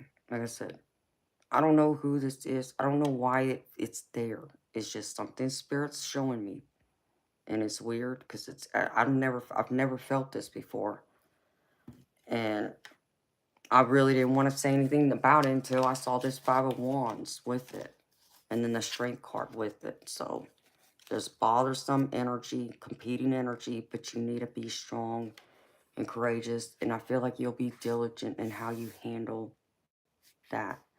It may not be even something you're aware of just yet, Courtney. It could be something that hasn't been said yet. It could be even something that hasn't necessarily happened just yet to make someone let you know, like, they feel like a little jealous, insecure, not getting enough time and attention. So it could be something that comes up like during the holidays. I mean, because we were talking about the holidays. So Christmas, New Year's, we got 2 more holidays to go. So from here until just say New Year's, I feel like there's going to be something. Something might happen. Someone's feelings might get a little hurt. But you're going to have to come to the center of this with that kindness, compassion, strength. Be the beautiful soul that you are. Be warm and loving, welcoming, and understanding. Even if it's, something that gets said, um, like for some reason, like I feel like someone's gonna side eye someone. Don't know, Courtney. This is weird. Honey, I'm just a messenger here, beautiful. So just keep it in mind. Exactly. Love everyone without judgment. That's exactly it. And that's all you can do, beautiful. Show everyone that unconditional love. Like this card right here. Okay? So, I know you'll be okay. I know you'll be better than okay. It's just because you have that strong maturity. You're mentally and emotionally strong. And it's like I always tell you, Courtney, you're stronger than you ever give yourself credit for, beautiful. And you just keep blossoming into this big, beautiful butterfly that I keep seeing. It's like every now and then when I tap into your energy, when I read for you, beautiful, it's like, I have put you, as that butterfly before. And it's like that butterfly, it's like their wings changes colors some. And that's where I see those changes. That's how I know sometimes when you have made progress, when you are growing, when you are evolving, when you are using some of the other things that I've said to you before and you're applying it. You're taking it to heart, which I know very well you are just when I tap into your energy without spirit showing me this beautiful butterfly. But I see your colors changing and glowing and getting brighter. The hues coming in stronger. So I know you got this. It just now made me, like we talked about judgment, beautiful. It's crazy because the last card I get is the judgment card. And I get it with the Seven of Wands. And this is all about standing your ground, choosing your battles wisely, again. So there might be some kind of disagreement, argument, whatever this is. Spirit's wanting me to let you know, choose your battles wisely. You know, um, yes, defend your beliefs. Don't allow someone to persuade you differently. Stand strong and be grounded in those beliefs. But it's also going to take some great area that I often will bring up with the judgment card. And what I mean by that is not having that harsh judgment. And it's crazy because I feel like I have read this for you like once before. These 2 cards together. So this is like deja vu for me, Courtney. I have to look back, see where these 2 cards came out. But I feel like I have pulled them like the past month for you at some point. But anyways, the gray area of saying, like how I say to people, you're not saying someone else is completely right, but you're not saying they're completely wrong either. And the same is true for you. You're not 100% right, but you're not 100% wrong either. It's a 50-50. It's that gray area. It's the balance of the scales. You both can be right and be wrong at the same time in your judgment and your approach and how you perceive things and how you do things and how you think and act and so forth. Okay? So when it comes to any, disagreements, decisions you gotta make, even, um, it might be perceived differently by others. Um, and it's gonna take you having to have the best judgment that you see at that time to make the best decision for you, for your hubby, for Hunter, with your fur baby, and everyone else comes after that. So I feel like that needs to be the focus though. Like Spirit wants me to focus, make sure that at the end of the day, whether everyone else comes to the table and you get to be with them for the holidays or not, the most important thing is you need to focus on your hubby and Hunter and yourself, that family unit. As long as that's solid, happy, and strong, which I feel like it is, you can handle everyone else after that. And, you know, others may, may look at it differently. Hey, who cares? Let them be that harsh, judgmental person. Don't allow their, beliefs to bleed into your happiness and bring down your joy, okay? You stay strong and be in that moment and lean in with your heart and, block, that ego, those negative thoughts, that anxiety, frustration, not having enough patience at time, whatever it is, put it to the side and still be in that moment with them. And, like I said, don't have that high expectation like with your BFF or anyone else coming and want to spend the holidays. I know it's something you want, but just have the expectation it's not going to happen. Because when you have that kind of expectation, then you end up being pleasantly surprised if it does happen. But if it doesn't happen, you don't end up disappointment then. You don't end up in disappointment that way either. That's something my parents always told me, and it's something I use and apply and live by. So I feel like that's something that's important for you. And I know they are your world, and I feel that all the time. I had beautiful people that came in the room. So make it the best and the joyous time you can, with your hubby and your fur baby Hunter. And, just look at everyone else, Courtney, that, wants to spend the holidays with you. Look at that as gravy, okay? You got enough gravy going on with your hubby and your fur baby, okay? Just think, how you hear me say, biscuits and gravy and sausage, Think of, just use my metaphor. Think of you, your hubby, you, and Hunter as the gravy. Okay, your BFF, her daughter, and anyone else, they can be the biscuits and sausage. Okay, the gravy's still good without the biscuits and sausage. Okay, enjoy the gravy as it is. It's still just as good, and it'll still be just fulfilling and happy for you, if that makes sense. Only I would come up with my metaphor that way. It's just too funny. An extra dose of love, that's it. Okay, so I pulled several oracle cards for you too, honey. You know how I am.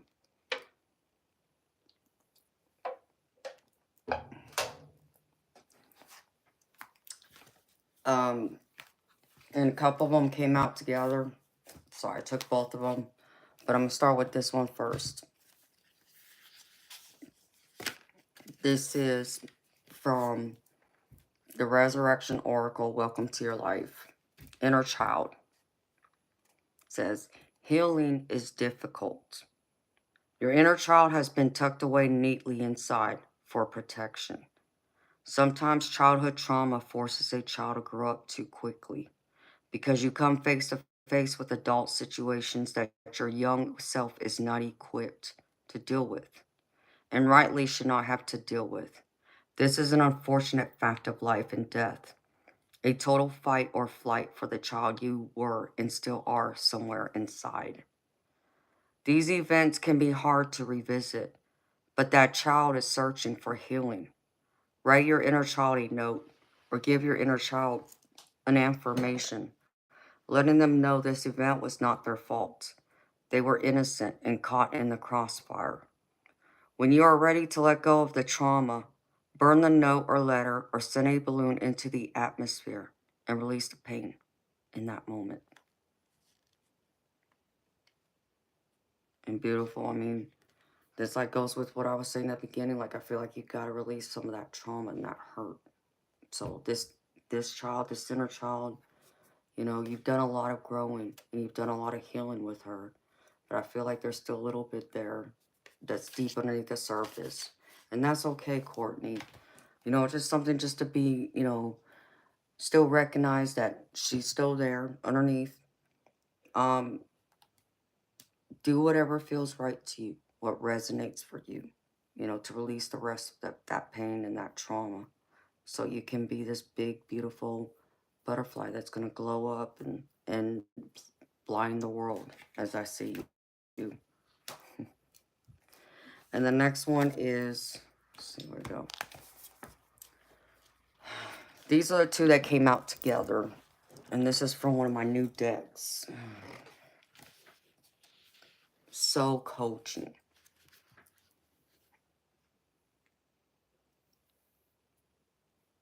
Yes, beautiful. I do believe so, Courtney. I do. Subconsciously, I feel like those fears, those wounds from your past is what's making you afraid that she doesn't love you, or she's going to walk away from you, or she's not going to be there. You know, I feel it's all of that tied into it. And I feel like, you know, I feel as though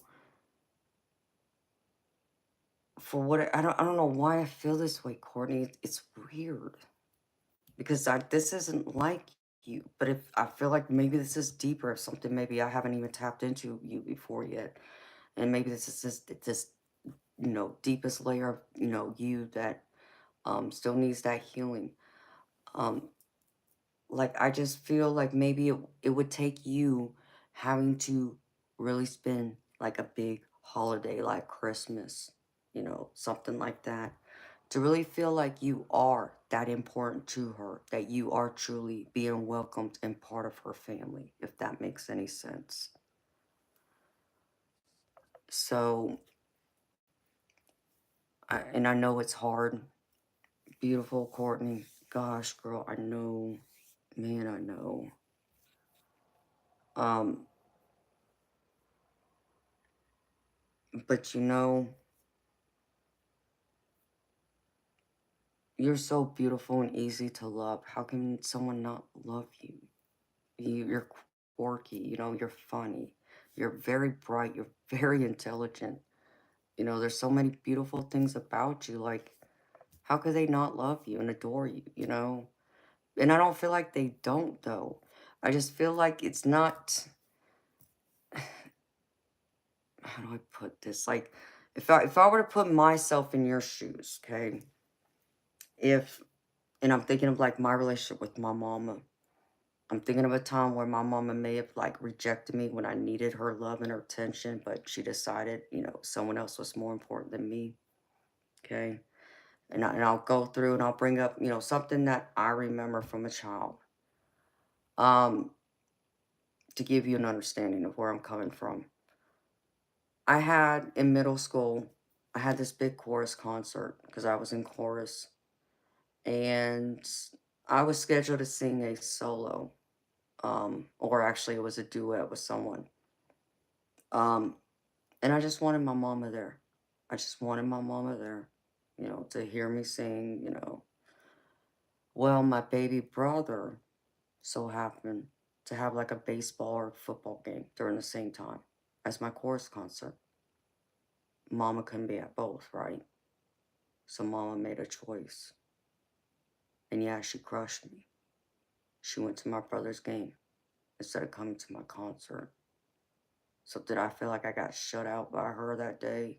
Yeah. Did I feel like I was less important to her that day?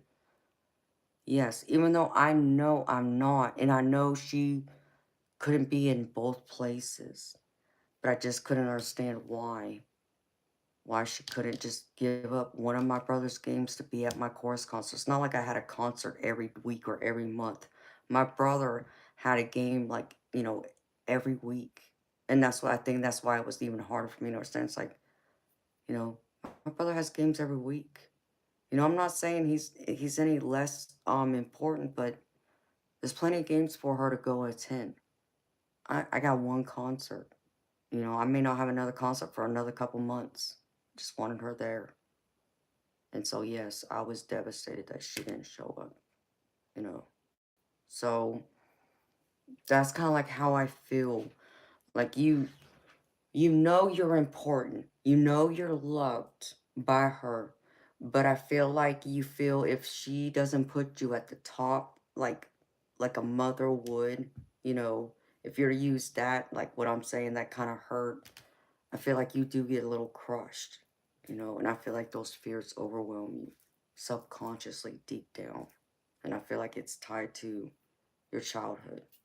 So yes, That's where I feel like it's coming from. But I feel like you can overcome this, honey. It just takes more time of having to be more accepting, like I say before, and you know this too. You can't change the past, beautiful. You know, yeah, you can try and go back and, try and heal those wounds so it doesn't carry and, poison your present, your future. So it doesn't have this kind of impact on your present, your future, with your relationships, your overall life. But you can't change the past. It's already done and over with. So I feel like if you can like just kind of just taper back some and not feel like, that direct need of, that's the only way you're going to feel like you matter to her that much. I'm not going to say you're going to be disappointed, honey. I'm just saying don't give your hopes up either. I think, hi, beautiful spirit.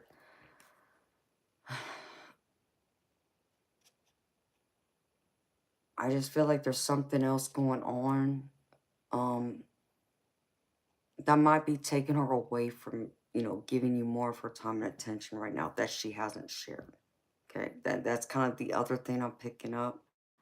What it is, Courtney, I don't know, because you know me, I'm not going to tap into her energy like that. But just being around you and your energy, I feel like there's other things going on that you don't know about.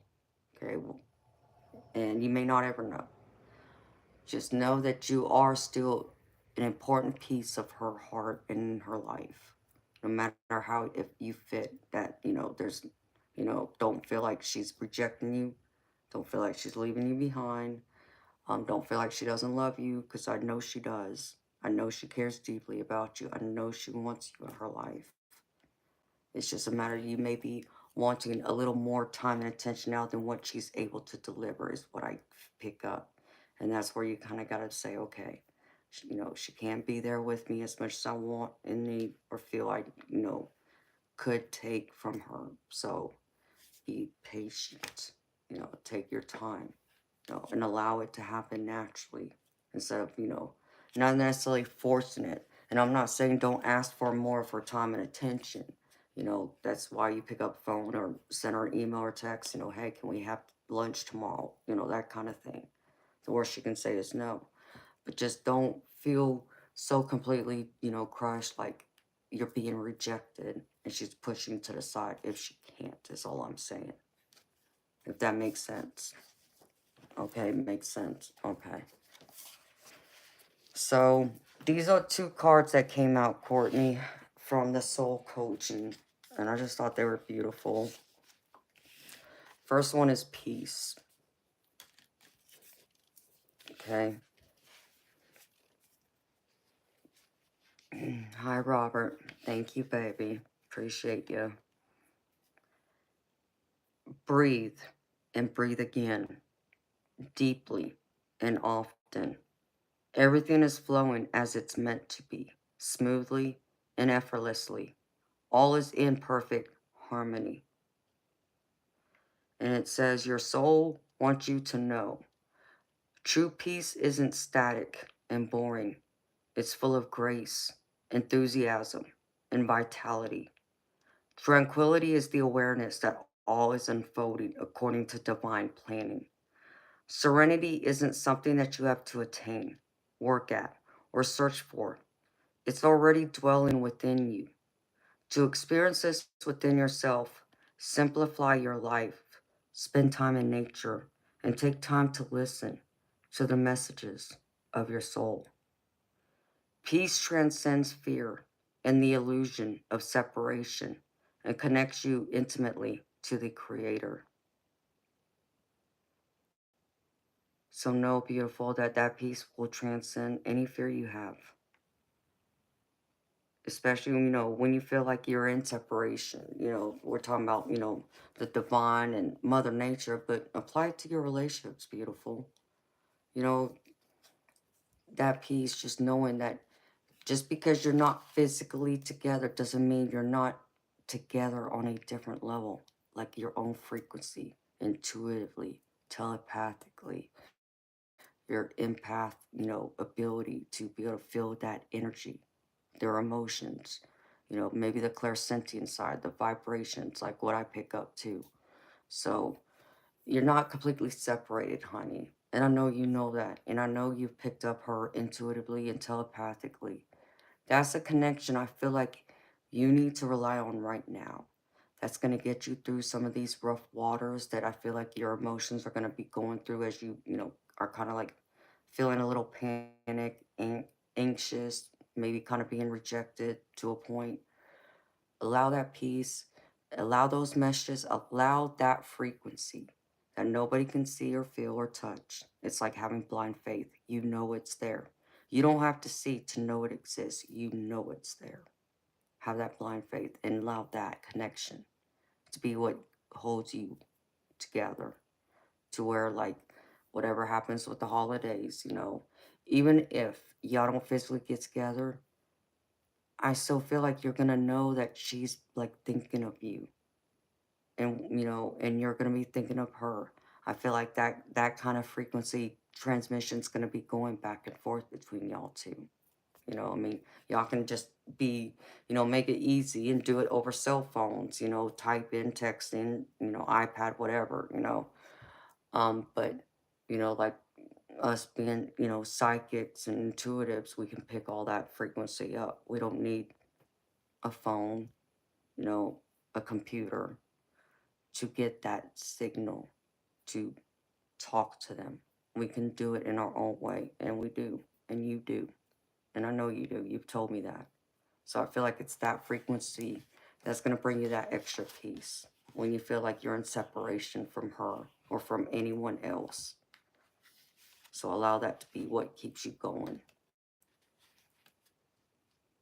And that's all you need to know, honey. Telepathically, she tells me she is my mom. That's all you need to know. And trust and believe in that. Because she is. And in your heart, she's your mom. That's all that matters, sweetheart. Don't think that you need a piece of paper to tell you she's your mom. Because take a look at it from my perspective, like me. Like we talk about, I had two dads, right? I had my biological father who raised me part of my life. And then I had my stepdad who raised me most of my life, but he was in my life since I was about 3 years old, 4 years old, something like that. And he was daddy to me, okay? He never adopted me formally, but I was his daughter in every way that it mattered. I didn't need a piece of paper to say I was his daughter, and we didn't need a piece of paper to say that he was my father, that he was daddy to me. He claimed me, I claimed him. That's all that mattered. That bond existed between us. No document could ever erase that love or that bond we had with each other. So that's how you have to look at that, beautiful. That no document can ever transcend or break that bond, that love, that frequency, that tie to each other. It's there. It's not going anywhere.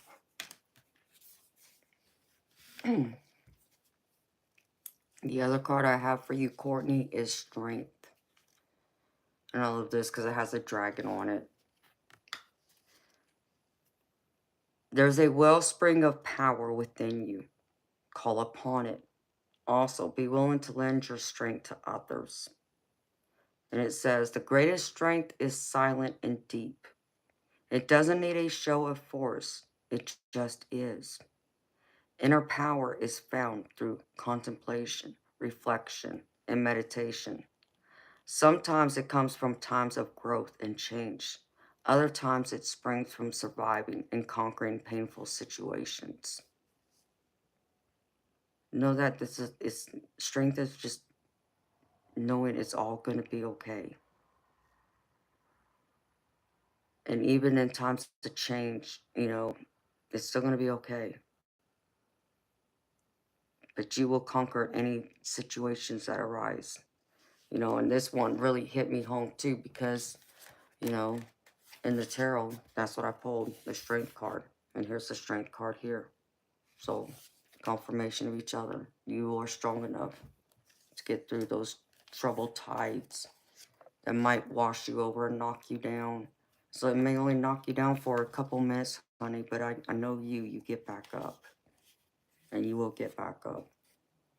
And I feel like this time will be very precious.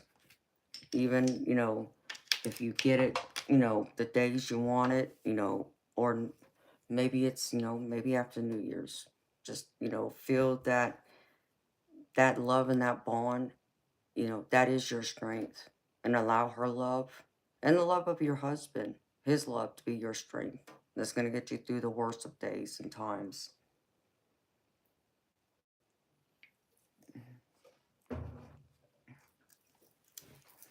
So I feel like whether the holidays have, her included in it, or it's just you and your husband hunter, that bond of love is still going to be there in your environment. And you will feel it and you'll know it. Okay, so I pulled a couple of cards from the Wisdom of the Oracle for you, Courtney. And so here's the first one, flexible. It says, a tree's roots are solidly planted in the ground, yet its branches can bend in a hurricane, whereas a rigid structure, like a building, would come crashing down. Consider how the tree remains supple and secure when everything around it may be in shambles. This is how you need to be now, willing to learn new things, teachable, malleable, yet firmly grounded in who you are. Common sense is important, but so is an open mind. Stay curious, stay open, stay aware. At this time, others will be more flexible with you too. That's, like I was saying earlier, make sure you're flexible. I feel like that's going to be a big thing for you, is to be more flexible with your time, energy, even your schedule, having to move things around a little bit. And I'm going to read the relationship message with this for you, Courtney. It says, in every relationship, it's important to be open to new experiences and learning new things. Letting go of rigidity is what's required right now. You don't always have to be right all the time, do you? It's okay to come to a happy compromise. You can still get your needs met. It's a beautiful day when you meet halfway. The appearance of this card in a reading could also signal that you have met someone new, who may not be your type, but who will turn out to be so special that you can easily release your old ideas about what sort of partner is right for you. Be flexible. You'll be happy you made that choice. I feel like, with your, all your relationships, romantic, platonic, family, place where it fits. It's just a matter of being more flexible and being open to learning new things and having those new experiences. That's going to bring a lot more growth, happiness, and I feel like it'll inspire even more creativity than before, which you have a knack for being creative, as you're a beautiful poet. So trust in that. And around the holiday season, I feel like that's going to be an important thing too, is to be flexible. The other one I pulled is regeneration. And it says, second chances are available to you now. Whatever opportunities you thought were dead are now revived in a more authentic, stronger form. Whatever you may have perceived as a failure or loss is now being replaced by something better and more powerful, growing in its place. This rebirth is assured. Step into your new life. Destiny is being fulfilled in wondrous ways. So, like I said, this is like a rebirth, a new opportunity, a new start. And I feel like, it will be, recharged with, to be stronger and be more authentic, where it's going to shine and grow even with more beautiful branches It's a time of rebirth. It's a matter of closing old chapters and opening up to the new ones with change. You know, change is a powerful thing, something we all need. Okay? And let's see. Last few messages I have for you, Courtney. I pulled from my Spirit Oracle deck. The first one is, when a door doesn't open, don't waste your energy trying to make it open. It's closed for a reason. You're being redirected to something far bigger and better. Endings are part of the cycle of life. They make way for wonderful new beginnings and opportunities. Make a way for those opportunities and new beginnings to come in. And again, I feel like this is all about being flexible. And the next one is, if you are noticing changes within yourself, it's because you are leaving the old version of yourself behind. You are elevating and shedding unnecessary layers. Old cycles are ending and new beginnings are on the horizon. You deserve this new chapter. I feel like these old layers, you know, Courtney, like I was talking about with some like the old traumas. I feel like that's the layers they're still going through and shedding. And that's where you're going through and being re-energized. Like the regeneration card is what I pick up. And then the last one. Where'd it go? Oh, what's this one? Hold up. Keep moving forward, even if you are unsure of your next step or where it may take you. Trust that you are walking the path you are meant to walk. Remember, we are walking with it with you. Trust yourself more.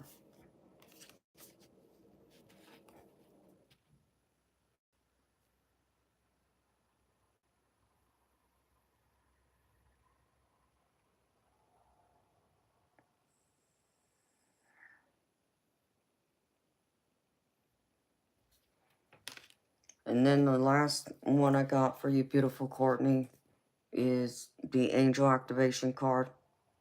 And this one is Weed Your Thoughts.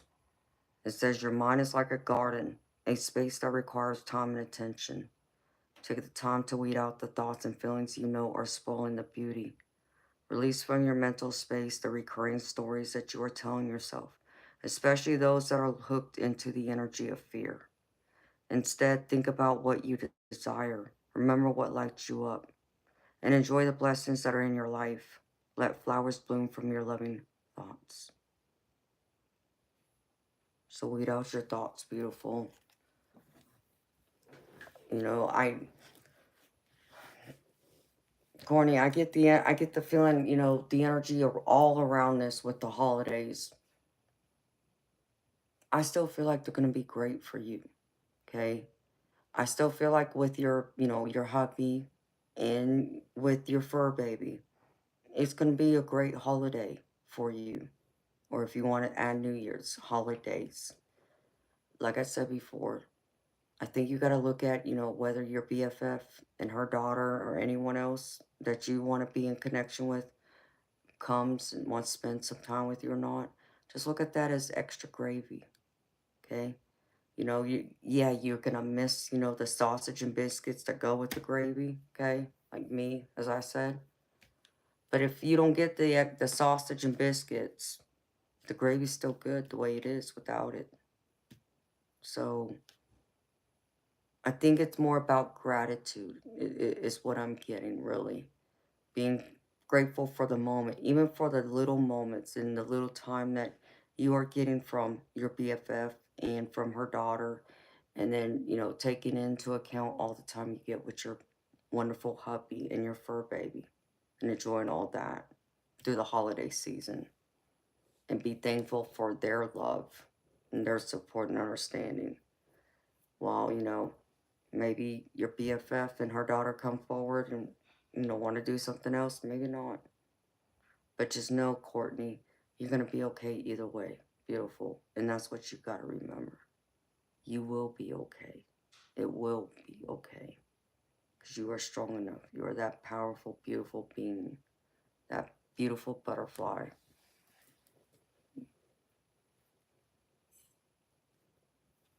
And I know you are.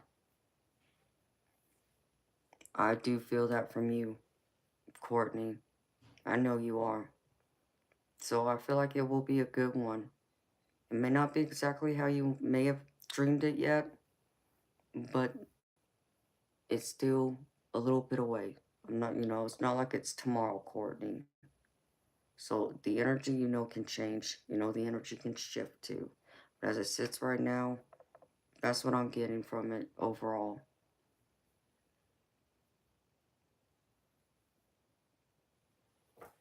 That's what I have for you, my beautiful friend. So, honey, I hope that this reading resonated. I hope it answers your burning questions you have, and it put away any fears and doubts you may have had, and gave you some words of encouragement and guidance on how to go forward, move ahead, and be stronger and better for yourself in the end. And thank you so much for trusting me to read for you again.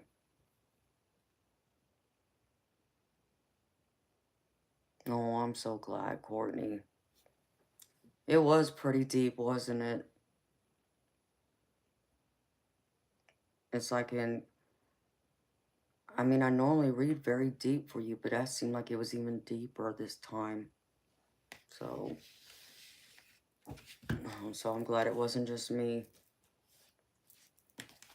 So I'm glad it helped to resolve anything like that for you, honey. I always love reading for you. You know that, honey. So we still got time. It's December 8th.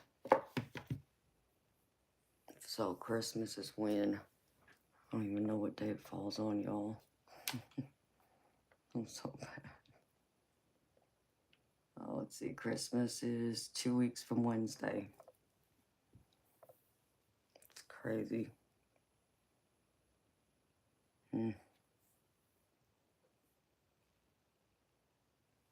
2 weeks away. 2 weeks and a couple of days. Holy crap.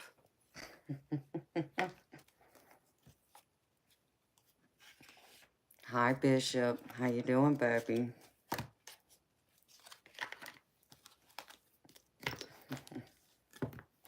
Submarine deep, Empress. On point as always. Oh, thank you, baby. How you doing?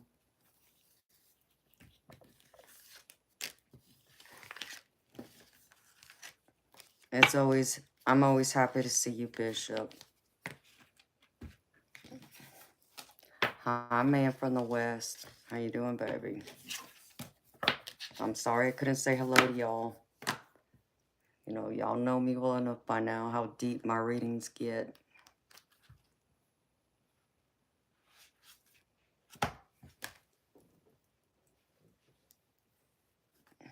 Real good now. Oh, I'm glad. Did you have a good weekend, Bishop?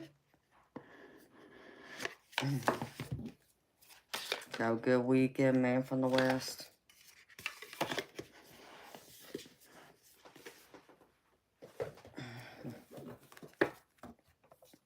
Hey, I was a mess earlier trying to get ready for tonight's stream. I was like all over the place. Couldn't figure out what I wanted to wear or anything. It was crazy. Very restful, man from the West. Well, I'm glad, baby. That's the way I want it to be, restful and relaxing. It's the way it's supposed to be, especially if you work all week. You deserve some R&R on the weekends. Let's see. Put all this back. Where'd that deck go? You're so welcome, beautiful Courtney. Thank you again, honey. Anytime, girlfriend.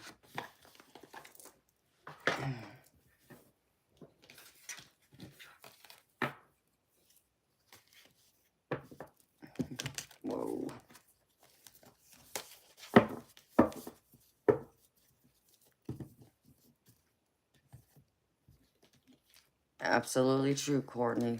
If not on Christmas, there's always another day. And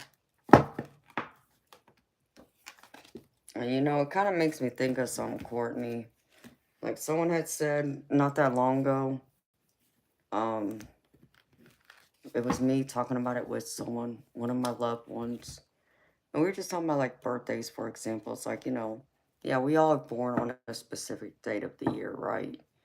But our birthdays, you know, maybe we don't get a chance to like do anything we want on the actual date. Like, does it have to be on that actual date, you know? I mean, we can celebrate our birthdays for however long we want to, right? You know, it's our birthday to decide. You know, we'll always have another day to make it just as special, you know. So you make any day special, you know, make it your own Christmas or New Year's. You know, it doesn't have to actually be on the date, you know, of the holiday, is what I'm getting at. For it to be meaningful or feel like that holiday, you make it what you want it to be, beautiful, on whatever day feels right. And that works out for you and for your loved ones.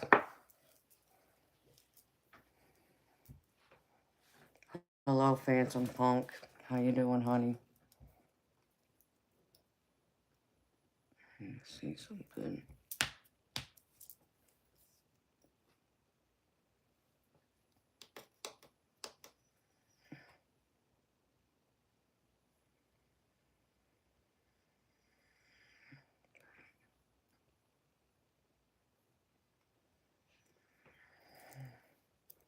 You are so welcome, honey. Thank you.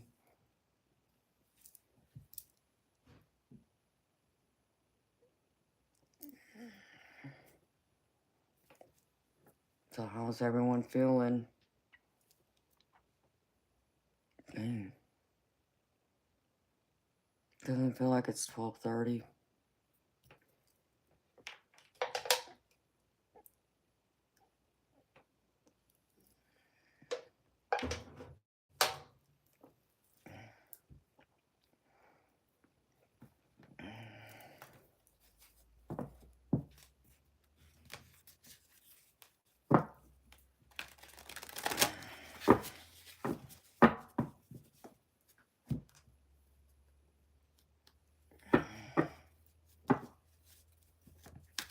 So did y'all do anything fun over the weekend, beautiful people? If y'all did, I want to see the pictures.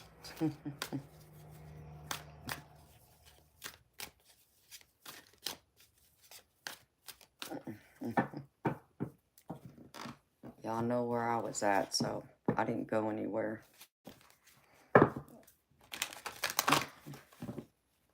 And I hope y'all went out.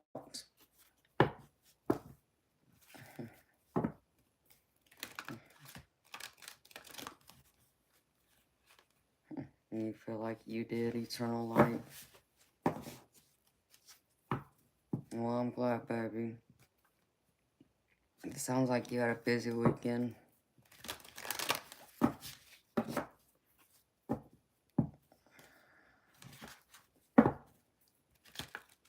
How was the potluck? Was it good?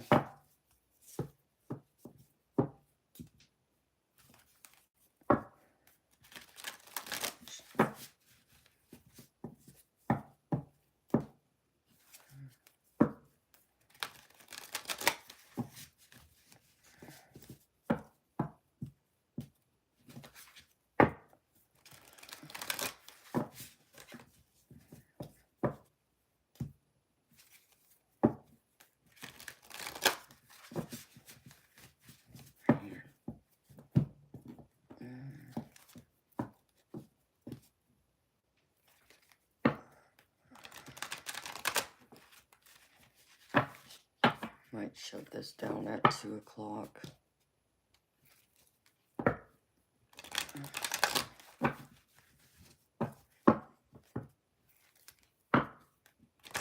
What, did everybody fall asleep?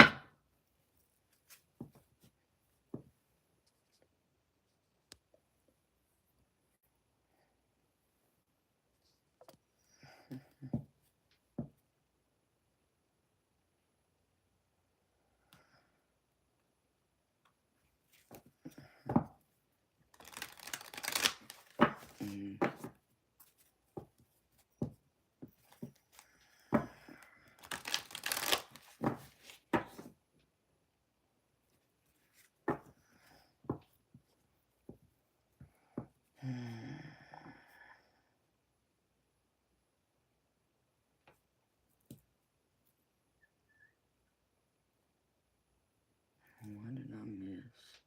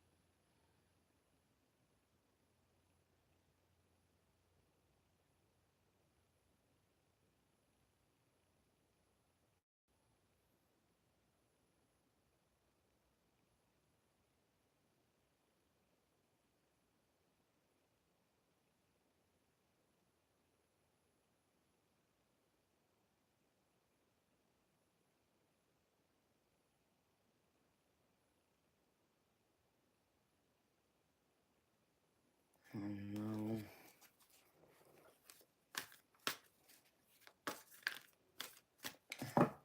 Man from the West, what you been up to lately, baby?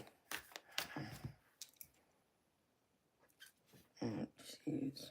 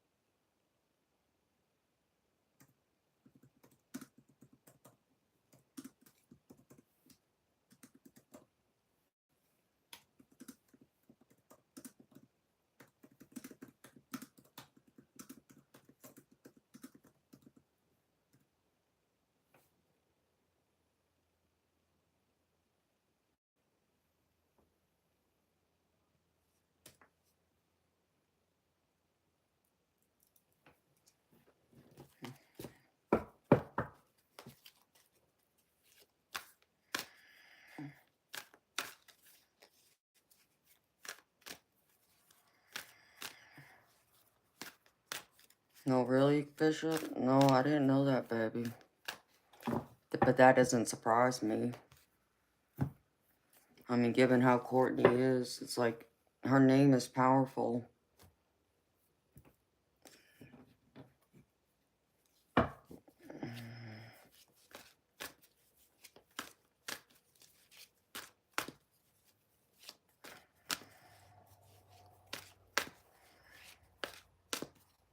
Little Bolo,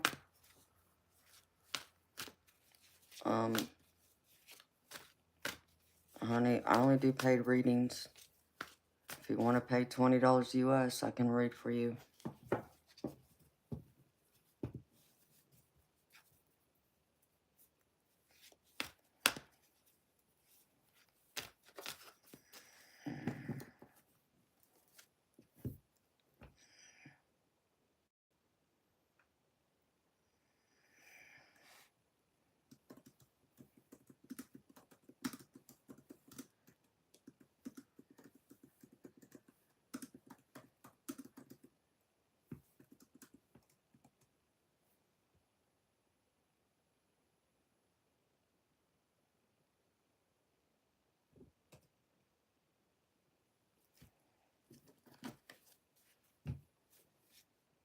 Oh, hey, Sausage Flop, how you doing, honey?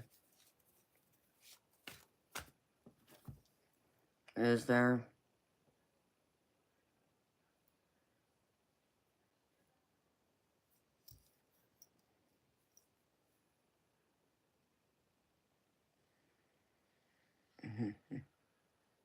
Well, that's a beautiful feeling, eternal light. I'm happy your kids bring you so much happiness and joy like that. That's awesome. I love hearing about it. You gotta run back to my channel because you know it's chill over here. I try and keep it that way, sweetheart. You got kicked off YouTube. Well, man from the West, who'd you go messing with, baby? For them to kick you off. Because it wasn't me, baby. You know, that was YouTube all by themselves. I didn't do none of that.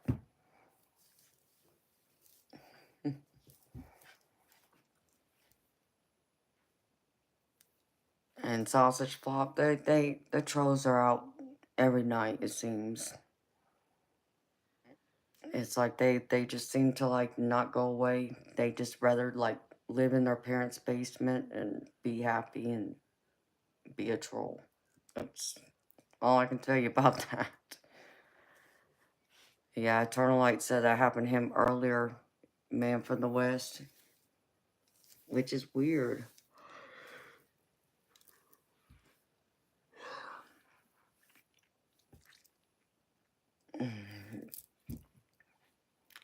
Exactly right, Bishop.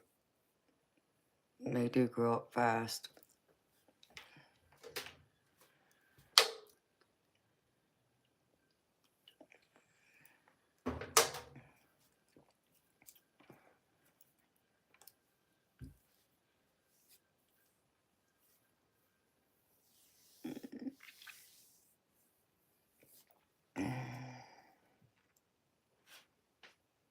Yes, they do, man, from the West. They do fly by fast.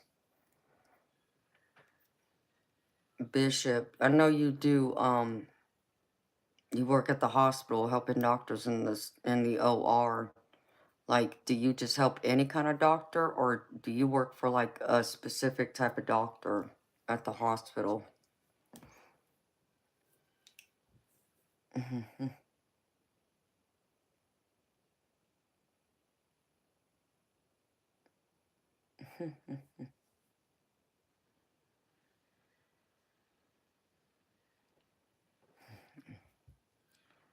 Yep, you are just.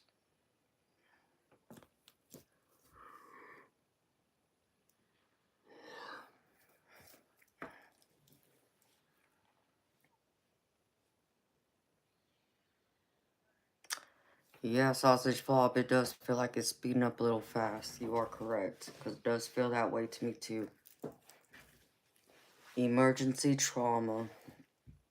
Wow, Bishop.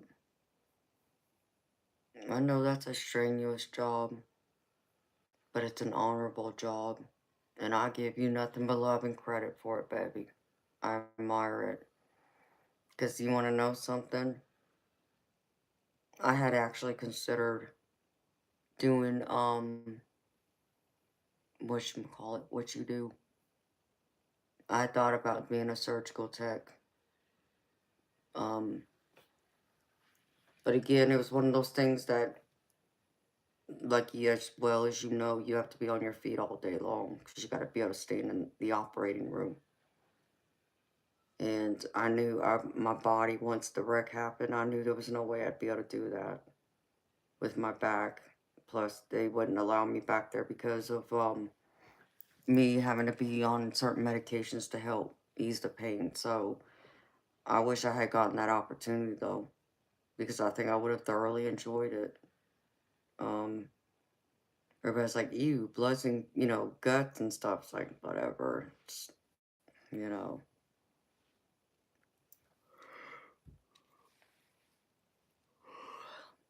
Hi, Inferno. How you doing, baby? Oh, Bishop, you're welcome, baby. I seriously mean that. I admire you for it, baby.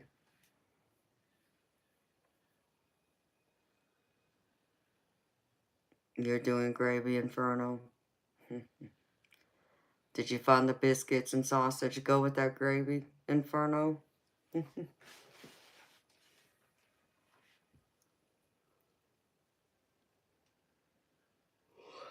Excuse me, sorry, y'all. Okay, I'm just making sure. You just got home from the zoo.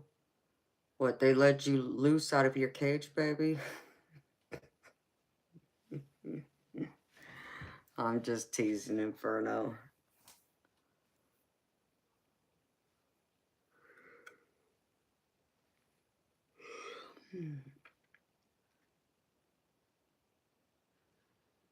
You know,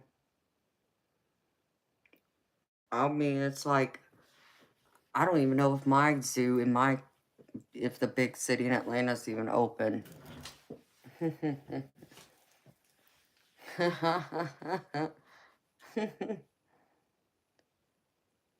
saw an elephant?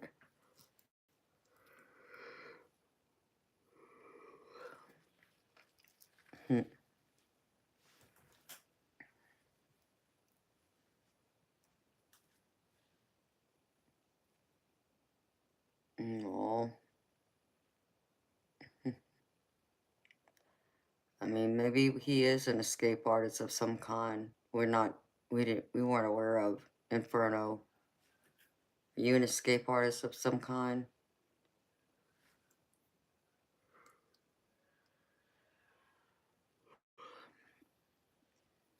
Mm. Oh yeah, because pretty much most kids are probably out of school right now. Because they get like, what, a 2-week break for the holidays? 2, 3 weeks? I can't keep track anymore. Of course, that depends on where you live, too.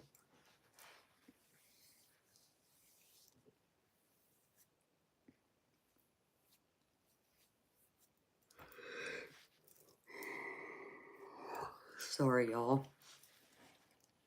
Those kids need to stay home. Why, so you can have the whole zoo to yourself, Inferno? Hi, Saba Juliet. Thank you, honey. That's very sweet of you. Make me blush. I mean, I'm all about letting the adults have some fun. You know, I would just be decorating the kids and, Christmas tree lights, too. That's all I'd be doing. Was he paying for peanuts?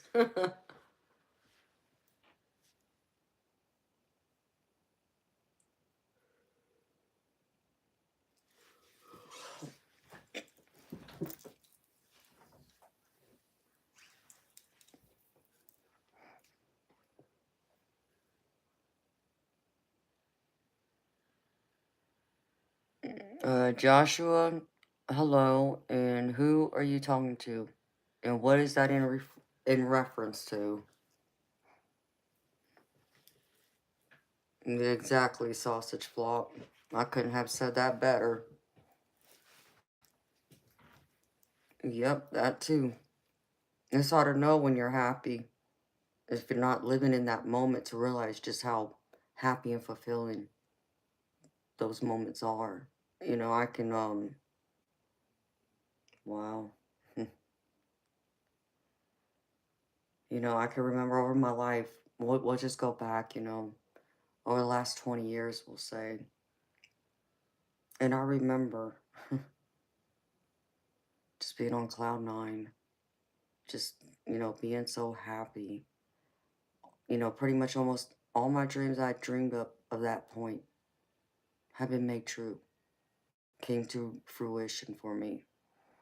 And it was so crazy to me, in a good way though, just the fact that I had what I wanted.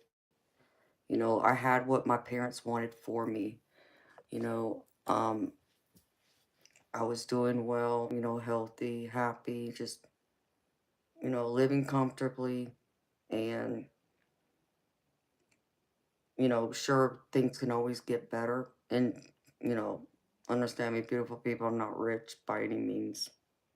But to have what I had, I was deeply appreciative of it. And I knew how lucky and blessed I was to have it. And I just remember even saying to myself every now and then, and I would catch myself doing exactly this, like, wow, like this is amazing, thank you for this, and I would be talking to the divine, to spirit, to my spirit team, like, thank you for these blessings, because I know how lucky I am, and I appreciate everything you've given to me. Because just going through everything I fought through just to get to where I had gone to at that point. And I even remember just every now and then, like, should I pinch myself? Is this real? Am I really living this life? Because this is amazing. Amazing. And it was. And I knew it. And I always worried when that day would come where it wouldn't be as amazing for me anymore. I had prayed and hoped it never would. But naturally, reality would say it's going to come. And it did. It eventually did come. It came a couple times, in fact. I mean, I handled it the best way I could, but I sure in the hell appreciated what I had when I had it. And all I could do is be in that moment and be so thankful. And I have all those wonderful memories to go with it, you know, to look back and say, yes, I got to have that. I got to live that. I got to do that. I got to enjoy that. So, you know, I think sometimes it takes certain people to have to go through literal hell in order to understand what it's like to have a little piece of heaven, even just a little taste of it, to understand just how blessed they are. It's the ones that may not had to go through all those trenches like someone like I've had to go through, um, to really comprehend what that is like for someone and what it means to be on the other side of it. But yeah, I do understand that very much.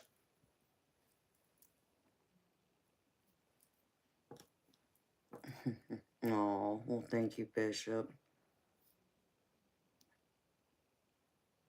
This is true, sausage flop.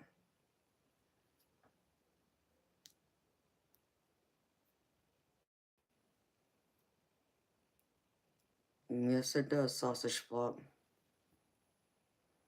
I saw it, Inferno. Thank you, baby. Let me pull it up.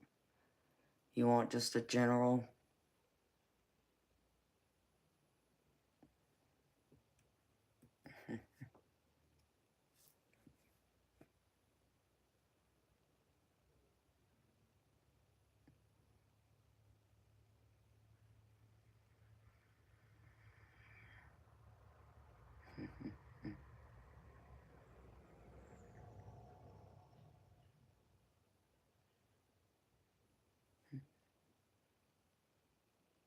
Okay, Inferno. That's fine, baby.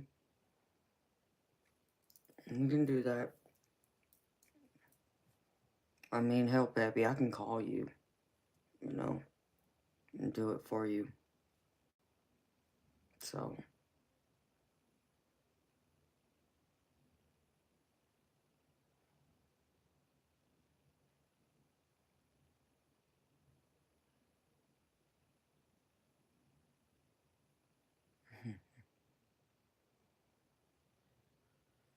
Bishop, I hope so, baby.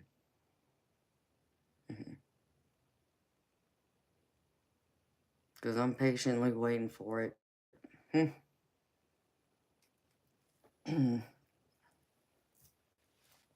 You're welcome, Inferno. Thank you, baby, for that. I just,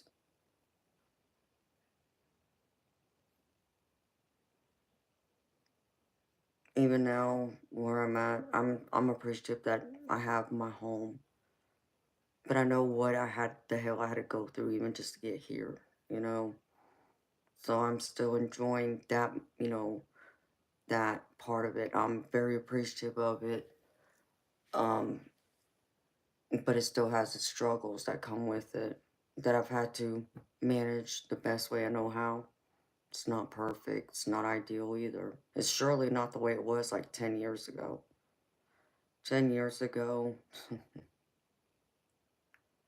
oh man, if I could describe 10 years ago,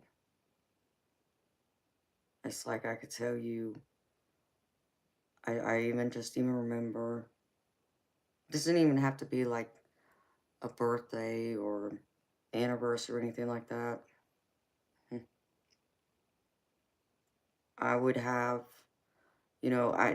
people would go out of the way to make me feel special. And one of the things, I love flowers. I love roses. My favorite color is purple, so I would get purple roses. Um, but I like the blue ones, even though I know the blue ones aren't real. I know they're dyed, but oh my God, they are gorgeous because they're that bright, deep, electric blue. Like a couple of my outfits and clothes that I have is that deep blue. And I just remember, I think it was, I'll say it was my like 30, I'll say it was like my 35th birthday. Um, I had 3 arrangements of roses, and every arrangement had 2 dozen roses in each vase. And it was filled with lilies because I love lilies with the roses. So one was purple with like the stargaze lilies that have like the darker purple and the white. Then the blue ones, which was the dye ones, they even had glitter on the outlines of the petals. Um, and I think those had white lilies. And then I got an arrangement of red ones, and those had more of like the darker like red um and white lilies that had like they're like stargazers, but there's more red in the middle of it than like purple or pink, or it might have even been pink. You know, in my house. So I had them in 3 places in my house. With the balloons, and I remember um my mama when I was growing up. There's this bakery she found when we moved here from California, where she always got her birthday cakes from. And the place is so good. It's still there today. It still exists. So this is my childhood bakery where my mama would get mine and my brother's birthday cakes from. And they went and got me a cake. They had a cake made from there. And then that, like, it wasn't just like, my mama being brought into, the celebration, but just the fact that they even remembered and listened to me when I talked about how good, their cakes were, and, how much, it brought me happiness, and just to think, back to even then, Um, and I remember, we would make, like, we'll just say like my birthday, just a big weekend celebration. So it wasn't just one day. It was gonna be one night. It was gonna be a whole weekend event. Where go out and we get together with a couple of friends doing one thing like shooting pool, having drinks. So I'd go to like the pool hall, and if I wanted to have a few drinks, I could, and the pool hall, provided them for free. It was like my birthday drinks for the night, and then a few other friends might be there to, buy drinks, and I would enjoy that night with them, shoot pool.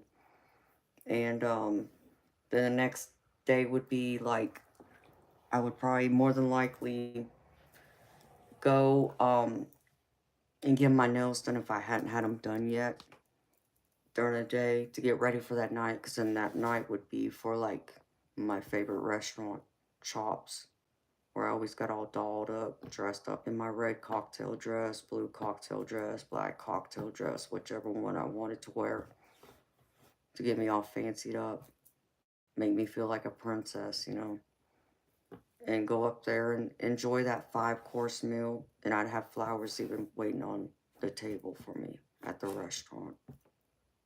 Um, and normally it'd be like a comedy show because I love stand-up comedy. So after dinner, enjoy that and go to a stand-up comedy show, have a big, huge laugh. Just a great way to end that, day and night.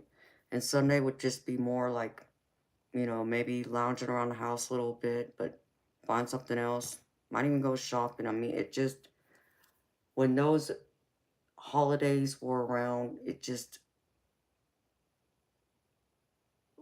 we went about it and making sure we went out of our way to make everyone, in our family close circles feel special. Because, like, even, you know, that's what people did for me. But, like, for my brother, for an example, um, I remember me and his girlfriend at the time we went through, we planned a little surprise party for him at the bowling alley and got him his favorite cake. He liked those cookie cakes, which I like a chocolate chip cookie, but I'm not a big fan of the cookie cakes. But got him one, and um, he loves his pizza. Um, so make sure we got his pizza, and um, he wanted a tattoo, and I was supposed to actually get a tattoo done with him, but can't can't bring myself to get a tattoo. No matter how many times I think I can go, I won't do it. And I think it's because my mom um is in my head telling me, you know, that, as she would say, it's trashy, but she also told me if I ever got one to make sure I put it somewhere where nobody could see it. So it's like that's not gonna happen either, mom, but okay. So I couldn't get a tattoo, but I took my brother and I spent that day with him at the tattoo place and watched him as they did his tattoo on his arm, you know, and that was very cool. You know, spent a few hours there with him, and, you know, we go bowling, you know, because my brother's like me, we bowl, you know. Again, sometimes it would just be him and I where, you know, I even remember one time I even bet him on his birthday, you know, because my brother is a better bowler than me. The only difference is his temper gets the best of him, and that's when I beat him. So I decided just to see if I can get him going. So I told him, I betted him money. It's like, so we're gonna play for money here, you know, we bowling for money. He's like, sure, how much you want to bet? 20 bucks per game, you know. So max 3 games, so $60, right? If someone was to win all 3 games, $60. And it's like, okay, you know, I just want to give my brother some motivation, you know. No, unfortunately, he ended up getting so frustrated, and I beat him. First game, I shouldn't have beat him, but I did. And then it's like, okay, so we doing double or nothing. Game 2. He's like, I guess it's double or nothing. You will be doing double? It's like, yep. All right. Again, he got frustrated. I felt so bad. Because I felt like then, like, I ruined his birthday, you know. I thought I was just kind of, like, trying to get his engine going because I know how competitive my brother is, you know. But, you know, he ended up losing. But I ended up taking the money from him initially, but I gave it back to him later, you know. So, but we ended up having, what else do we do? I'm missing a part of this to where his girlfriend, oh, we took him to this restaurant. It's a seafood restaurant, and they had him, like, wear this, not like, what do they call that? Oh, man, I even have a picture of it, too, somewhere. It's one of those blow-up, pool things, and they put it around him, though, and he had to wear some kind of hat or something. They embarrassed him, you know, singing him happy birthday, and, we got him another cake, and he got a few other extra gifts, you know, besides the tattoo I paid for, and just, those were those moments that I knew one day I may not have them anymore. You know, whether that person was still there, or whether, you know, even have the means to be able to make something like that happen and make it special for someone. Because even for, like, um, my husband, I went through one year and had his bracelet made. Um, he wanted this big diamond bracelet. Okay. And we went shopping for years trying to find this one bracelet that he wanted. And I looked everywhere, couldn't find the bracelet. He couldn't find one he liked. Took some years for us searching. Finally found one online. And I saw it, but the quality of it wasn't there. So I made the decision I would have it custom made. I would, print out the exact description, carat weight, and all of that, and have my personal jeweler make it for him. And so that it would be made um, to be, of higher quality than what it was. Both the diamonds, being better, higher quality, and the gold overall being made, just overall better made bracelet. I didn't tell him what I was doing. I mean, I kept it to myself, and I made the plans of having it made. I remember I called my jeweler and told him what I was wanting to do. And I necessarily didn't have all the money to pay for it then either, but because my husband at the time was getting ready to have a serious surgery, and there was a fear he was going to die on the operating table, I surely wasn't going to let him die without me keeping my promise. And I promised him I'd make that bracelet for him, that he would get it one day. So I was going to keep my promise. So I went ahead and had it done. And thankfully, my jeweler said he could make it for me. Because I think I only gave him like a 2, 3 weeks to make it. He said he could make it for me and he would have it ready in a week and a half. Thank God. So I had that taken care of, got him his ice cream cake. And when he got his flowers ordered and the balloons ordered, and when my jeweler had called me about, his bracelet being ready, you know, I went up, picked it up. That bracelet looked exactly like the one I saw online, but better. And it's gorgeous. And, I couldn't thank my jeweler enough, for making this for me, especially in the short amount of time he did it. But it wasn't cheap either. So, um, I was so excited, so damn excited. I couldn't wait to give it to him. And I remember I got in my car and drove home, and he was already home. Even though his birthday wasn't until the next day, I could not wait to give it to him. I knew once I had it in my hands, I would give away that surprise. He would know that there was something up. So I knew I had to give it to him as soon as I walked through that door. So, I tried to play it off at first, and I actually had the bracelet hid inside my coat I was wearing. And so I took my coat off, pulled it out, and, just kind of hid it right beside me where he couldn't see.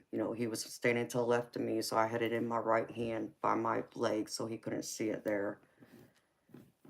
And, he's, acting normal, like, hey, babe, how's your day, blah, blah, blah.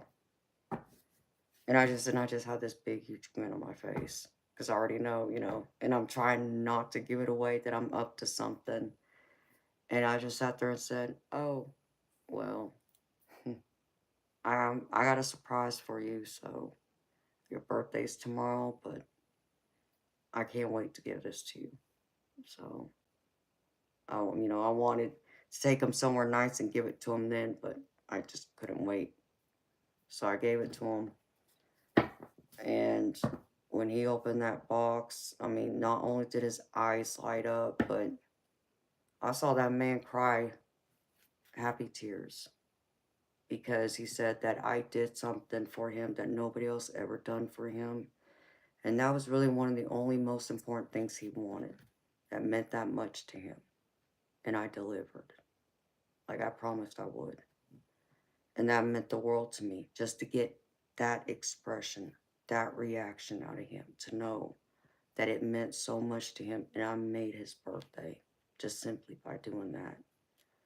And so, he's just on cloud nine, just he put his bracelet on, like spinning it around because it has diamonds going all the way around. It's pretty much like a men's diamond tennis bracelet. And, just happy, on cloud nine. And we got together with family, went to one of his favorite restaurants, had an ice cream cake made for him, waiting for him. He got his flowers, the balloons, all those events, those special occasions just I just think I knew it wouldn't last. But I made them as memorable as I can make them for as long as I can have them for. And I only hope and dream that one day I can do that again for someone and make it just one of those most memorable things that they'll ever experience in their life. So, you know, yeah, those times may not have lasted, but I had them for many years. And I will forever, ever be thankful for them. And I have so many pictures, digital pictures, yeah, but I have some of the paper pictures before, digital cameras were a big deal. Um, but I have those memories in my head.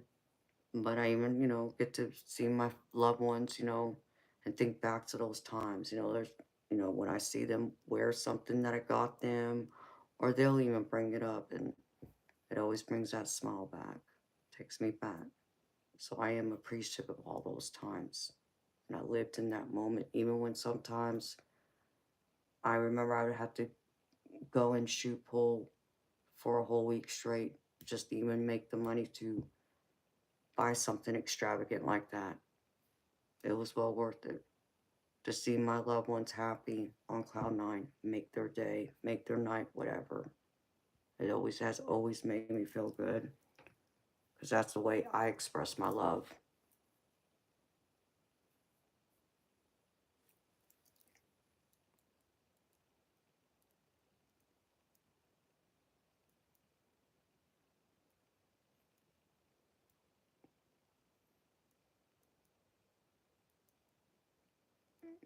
Bishop, I don't think it'll last forever, baby. Because God knows no, if I can talk right.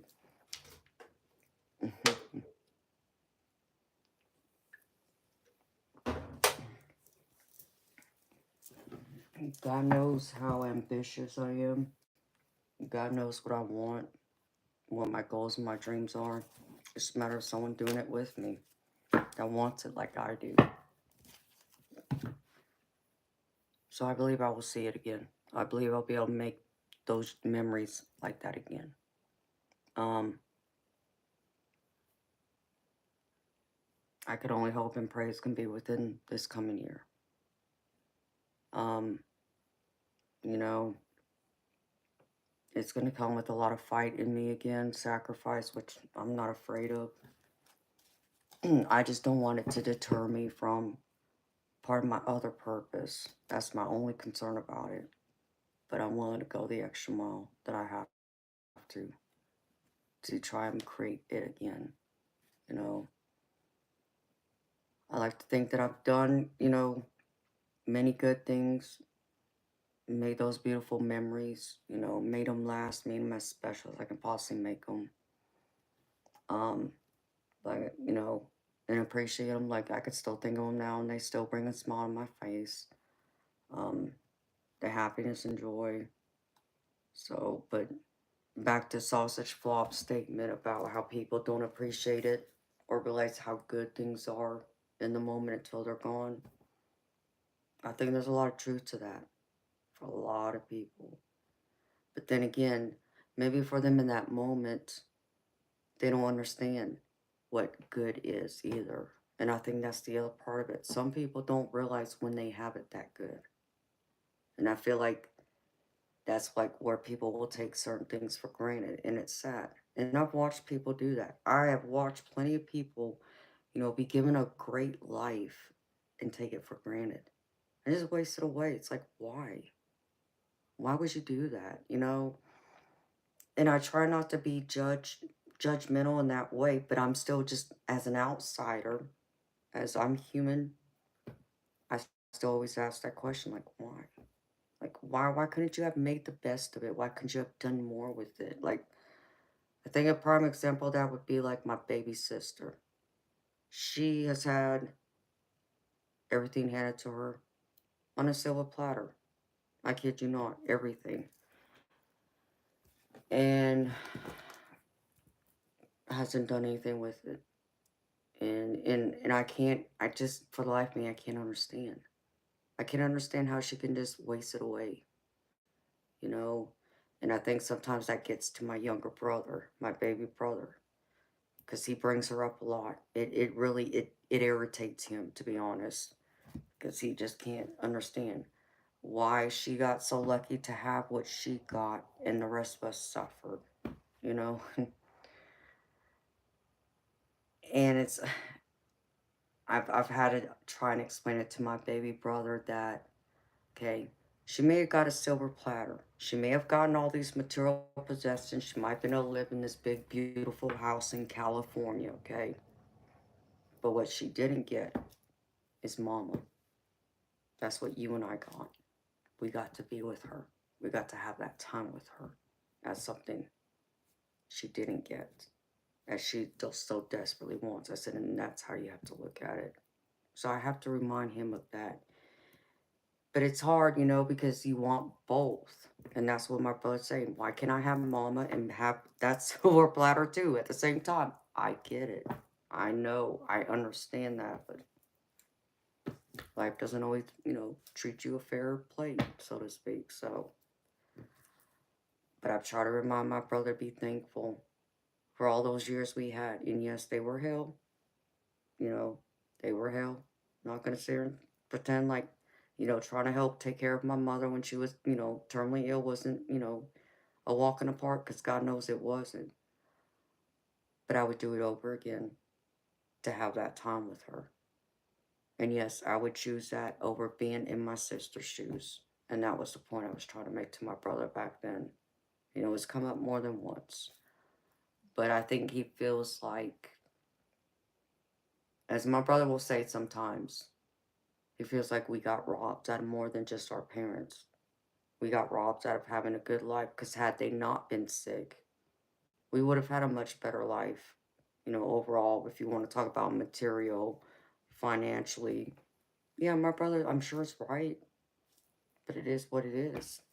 You know, you appreciate what you got out of it. So that's where I constantly have to tell him that. Hi, Chief. How you doing, baby?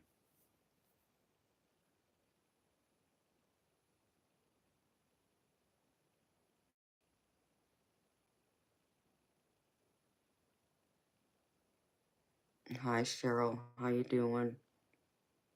Hi, Alan. How you doing, baby? And sausage flop, always, honey.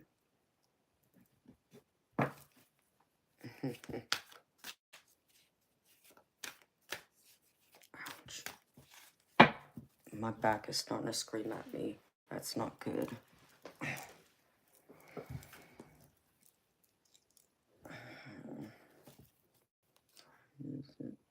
Nope.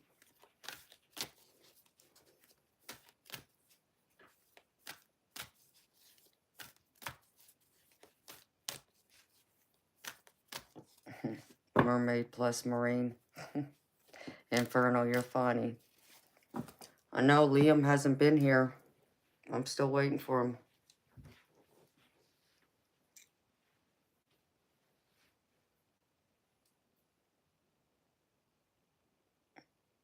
Hi, Mac. I'm trying to understand why you want to bring up the native part. You don't look native, but you're Micmac Viking roots. Okay. Did I miss something? I must have. Let me guess. No, of course.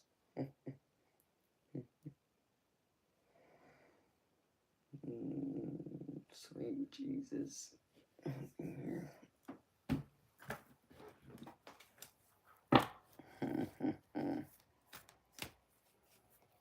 Mm-hmm.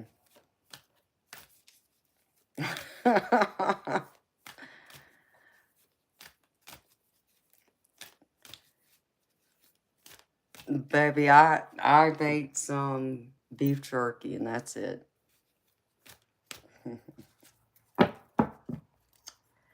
Yeah, well, Mac, I think one of my moderators already answered it, but no. I try to understand. And understand me, I'm trying to be nice here. because I don't understand why my ethnicity matters. I don't understand why people want to bring up something like that. Whether it's true or not, it's beside the point. Why can't I just be a human being? Why can't I just be a nice lady on this YouTube channel? Why does it have to be, oh, you are Native American. You look Native American. Why? I just want to know why. I mean, and I mean, oh, I really don't want to go here.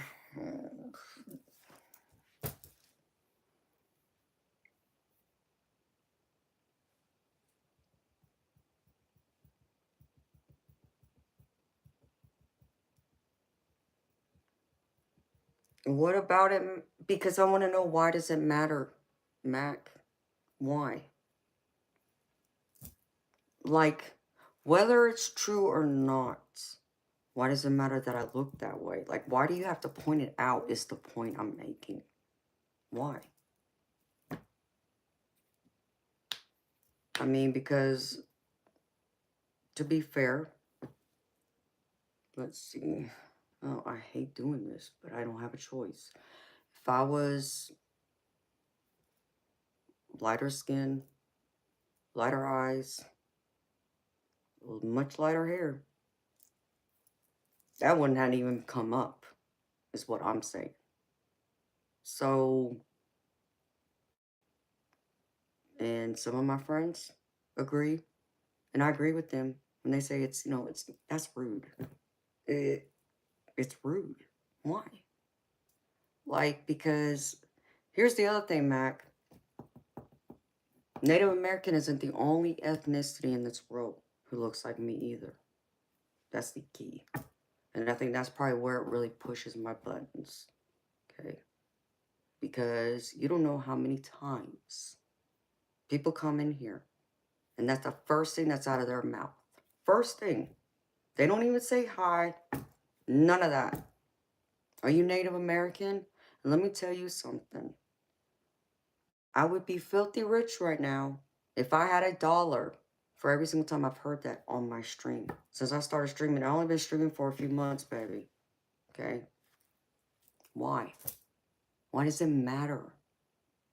Because let me tell you something. You would be incorrect. So incorrect. Incorrect. I'm more white than I am Native American. I'll put it to you like that. That's how incorrect. As I said, Native American's not the only ethnicity in this world who look like me. I'm proof of that. But it's like, I don't know, y'all overlook, let's see, the Latina population, let's see, what else? Asian population.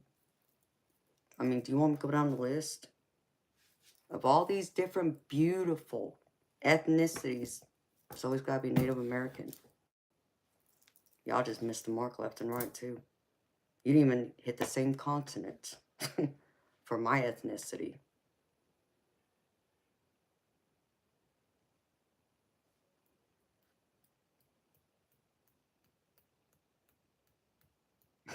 Okay.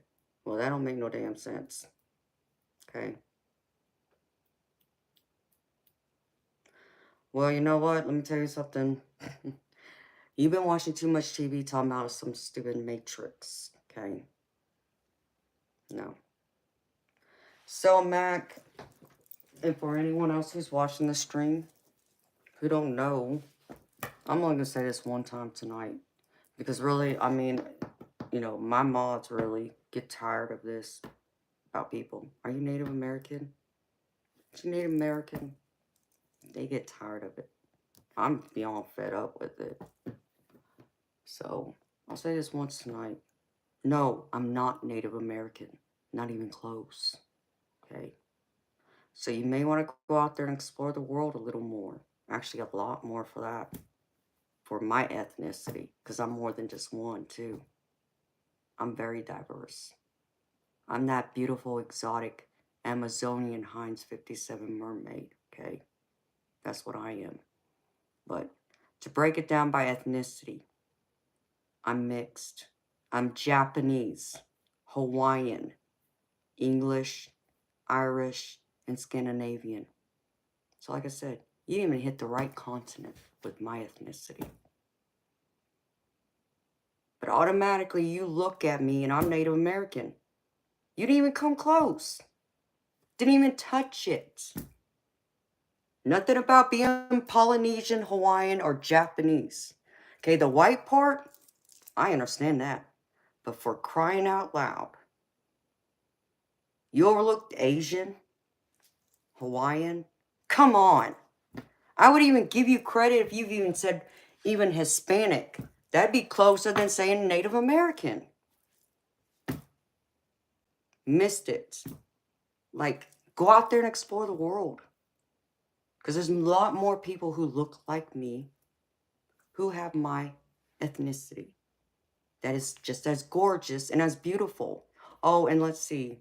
There's a lot of people over in the Middle East, you know, like the Indians, you know, all of them over there from Pakistan, Afghanistan.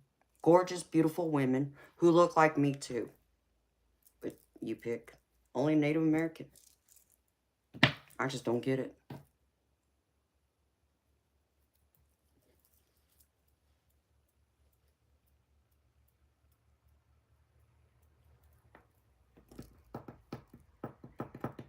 It definitely has been time. I just can't. Time for you to go. Time for you to go. See you, bye. Can't understand.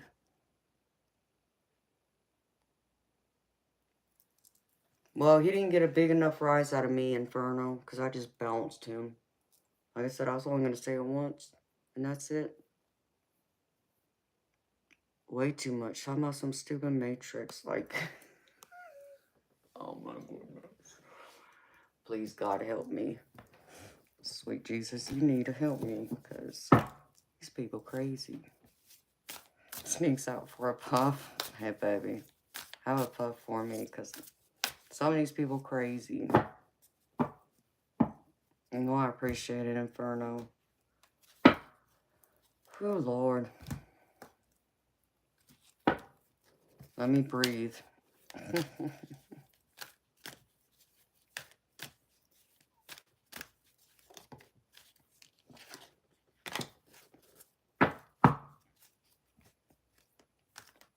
Nikki. Sweetheart, there is my name highlighted in yellow in the chat. And you can click on that, and there's one of two ways to make a payment. It's $20 US to get a reading for me, sweetheart.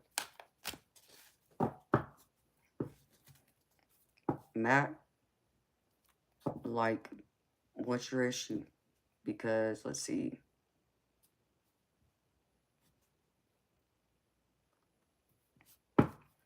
Hi, Scott. If you don't like it, you know, you can leave. Get out. Matt Everett. Talking like that with me, that's just rude. And like Infernal said, no manners. I don't have time for the nonsense. Really don't.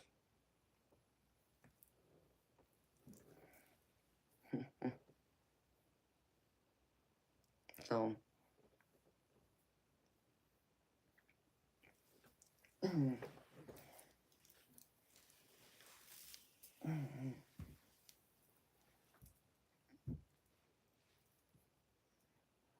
Um.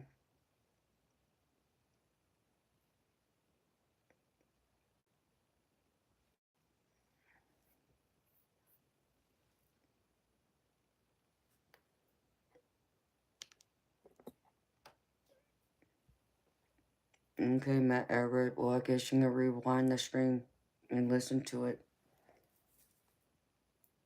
Ouch. Nikki. No, there isn't a line, sweetheart. But let me make myself clear, sweetheart. I don't do third party, legal, or medical questions, or political.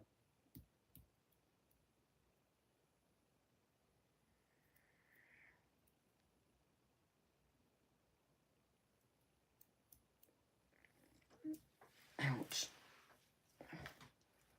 And I gotta go to the restroom. So...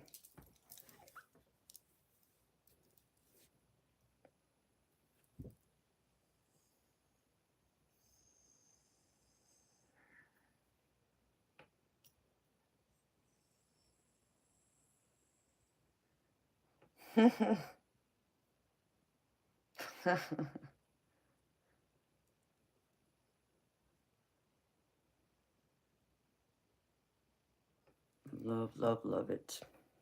Love, love, love it. I love it.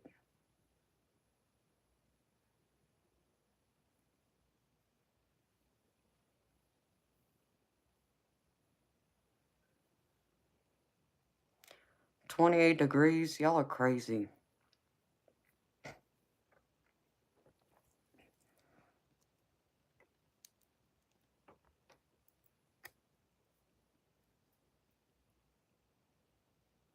$28 degrees. That is too bloody cold for me. Whew, way too cold.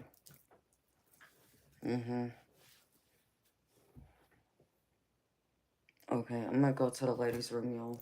I'll be back.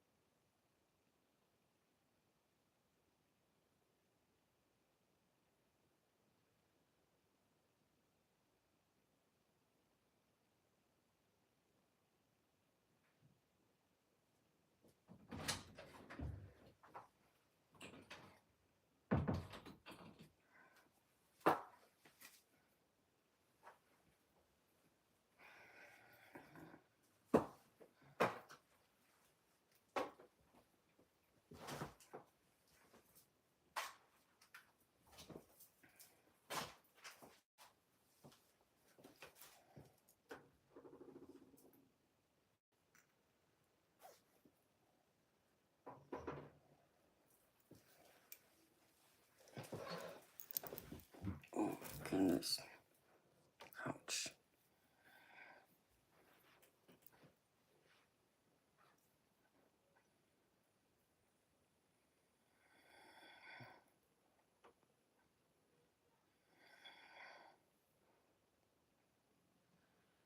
Now I understand why my back's killing me.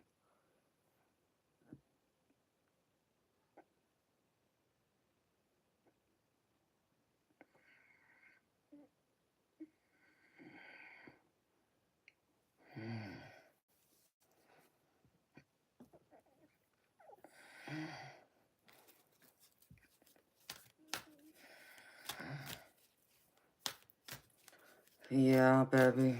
It's just raining. And that always aggravates my back.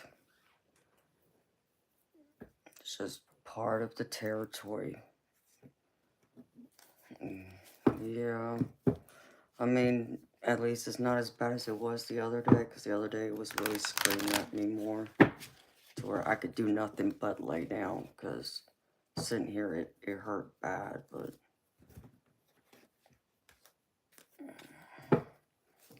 I mean, baby, look at it this way. I mean, I've been streaming since the end of August. And as many hours as I've sit here for days on end, my back has held up pretty damn good, I gotta admit. I gotta say, just because I know how bad it can get. And up until recently, it hasn't really bothered me hardly. So, I just think really it's been probably some of the stress that I've been under. But it's also the weather change. And I also think it has to do with me being a female. So, you know, you men don't have to deal with some of those things that women have to deal with. So, you put all that together and there you go.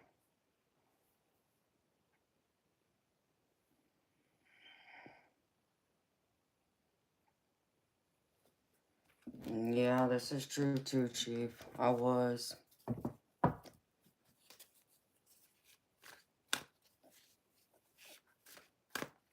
I was on, what, like close to 10 hours yesterday? Something like that.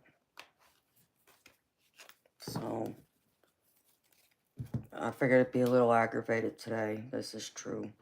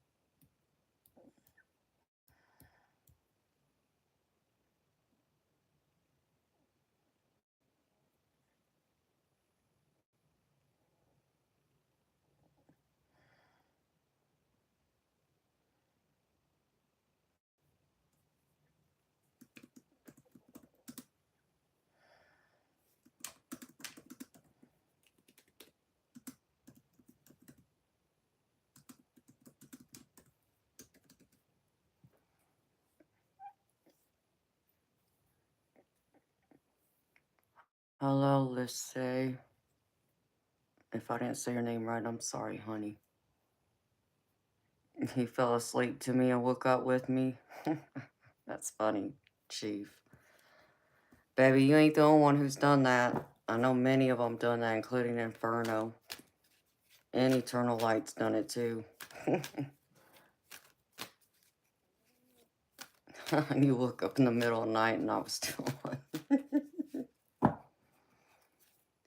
Well, I mean, that's how it's been. I've been on, like, you know, from the time I start streaming at 10 at night, my time, and then I'm still on until daylight still.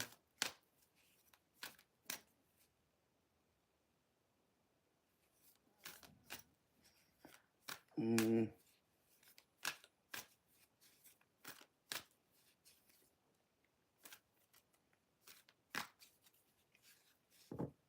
Hello, South Central. Hi, DB Cooper. How y'all doing?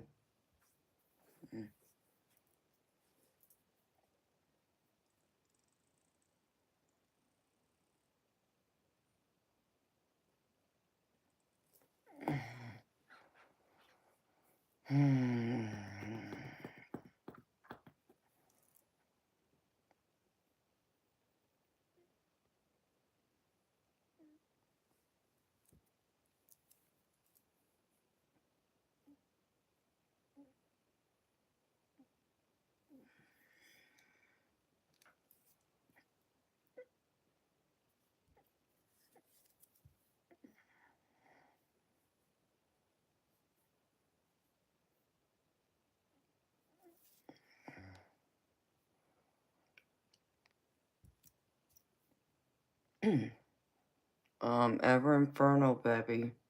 When you mentioned darkness, baby, what were you talking about?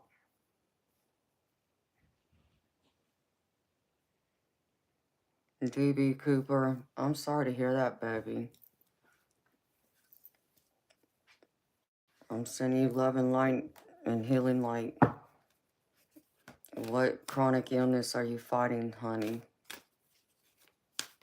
If you don't mind me asking.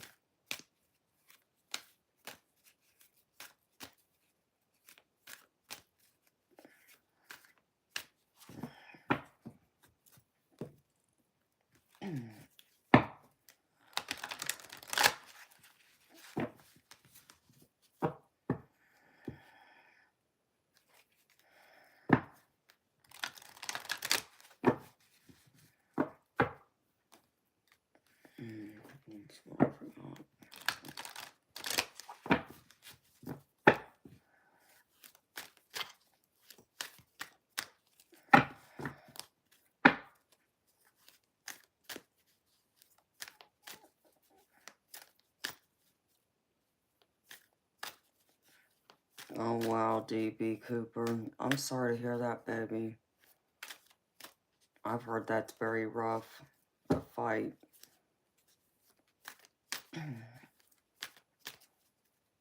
Hello, Jay Salazar. How you doing, honey? Welcome.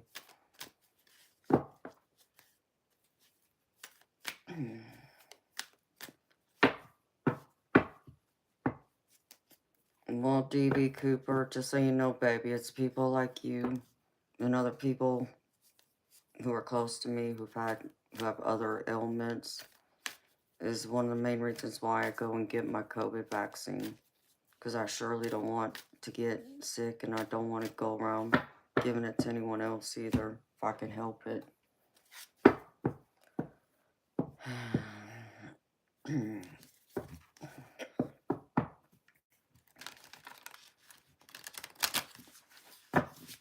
Yeah, and it's so new to the medical community. I know they are still trying to scratch their head, and they're just scratching the surface, trying to figure out how to treat it.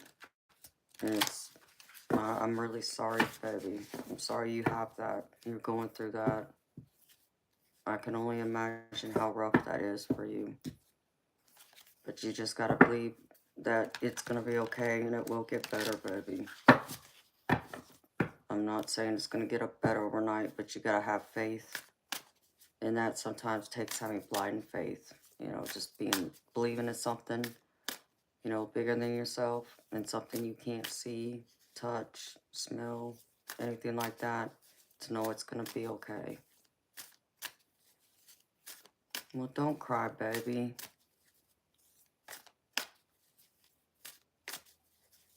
I wasn't trying to make you cry, baby. I'm just letting you know,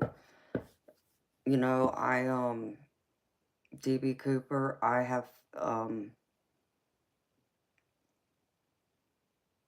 haven't gone through COVID.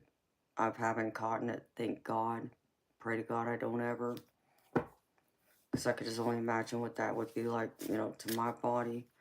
But what I do know is, it's like I've had loved ones die from terminal illnesses, and it was rough. God, it was rough watching them suffer. And, you know,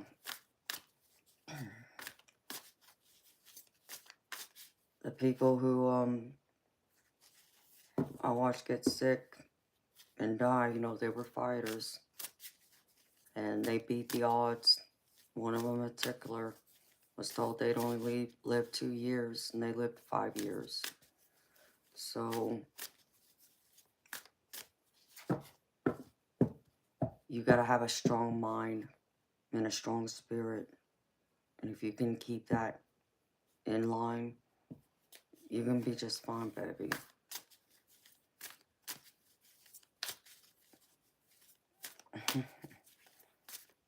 Oh, Chief. I get what you're saying too, Chief. Hi, Cornelius. How you doing, baby?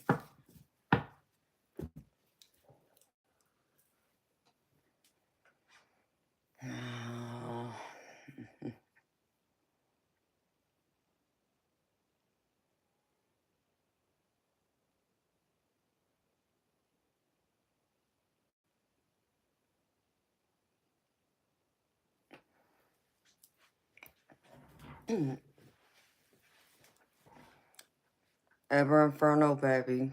I mean, what was there a reason why you mentioned darkness, baby? I'm just curious, baby.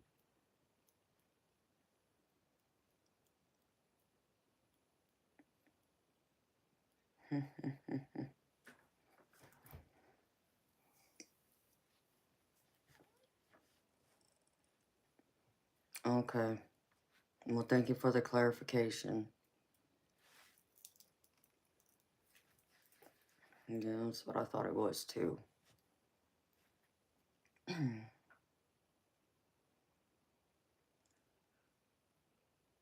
R.I.P. XXX. Thank you. That's very sweet of you, honey, to say. You're gonna make me blush.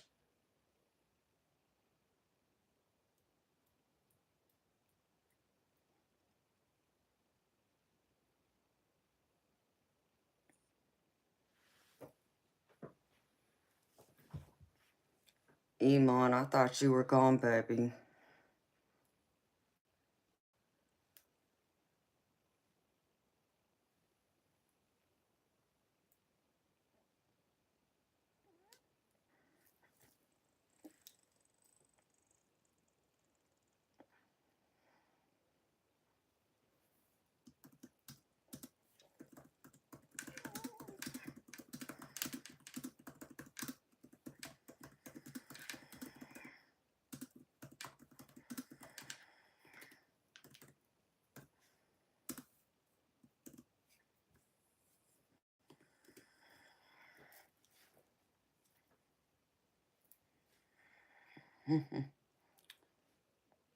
Yes, I'm having a good night, baby. Thank you for asking. I hope you are too.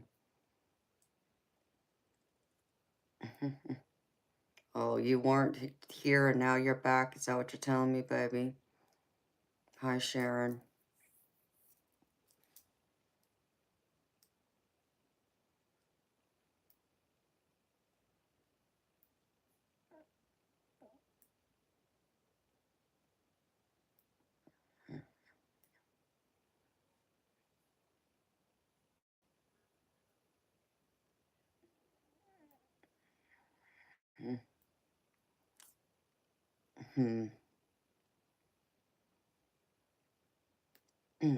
Well, baby, I probably won't ever do that.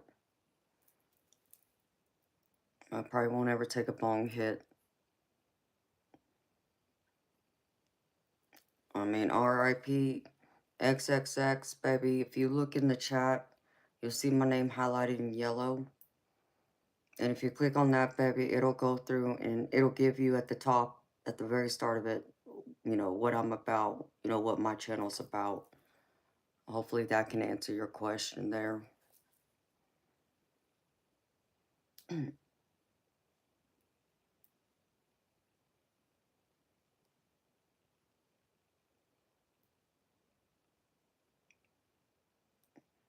Yes, I've heard of that, DB Cooper. You're talking about like an oxygen chamber?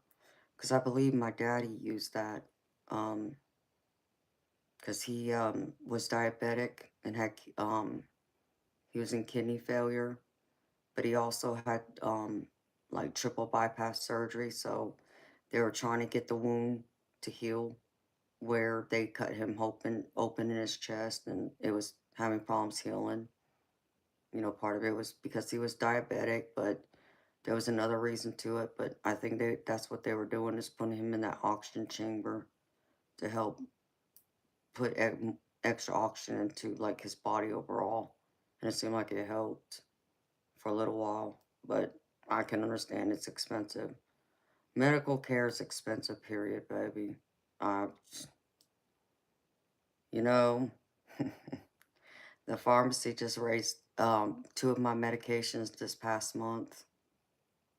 One of my medications, after insurance, cost $250 by itself a month. And this medication I need, I can't just say I can't take it, or. So I get it, baby. So I'm thinking of you. It's not easy.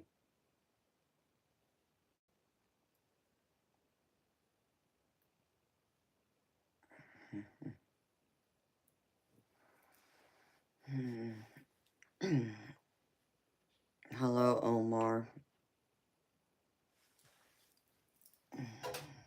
It's 2 o'clock. Okay, well.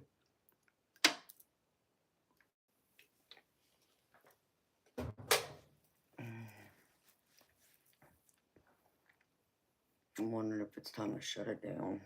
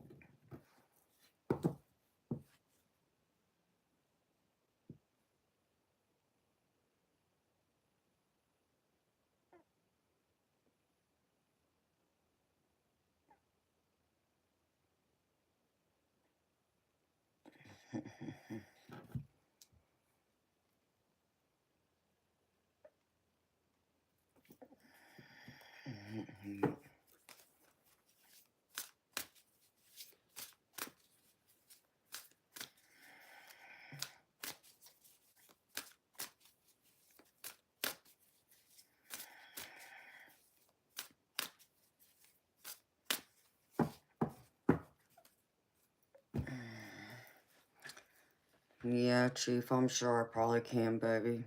Well, that's why I probably won't be here tomorrow. Because tomorrow's Monday. Monday night. That would be the night I take off. So, yes, baby, I'm going to. I need to. I need to get some things done that I just haven't been able to get done. And I'm debating if I'm going to even be here Tuesday, to be honest. I don't know about Tuesday yet, but I'm definitely not going to be here tomorrow. Hi, Nemo. How you doing, baby? Welcome. Good seeing you again, honey. So, Inferno, baby, I do got your number, though. Be lucky you know me personally outside of YouTube, and you got my number, baby.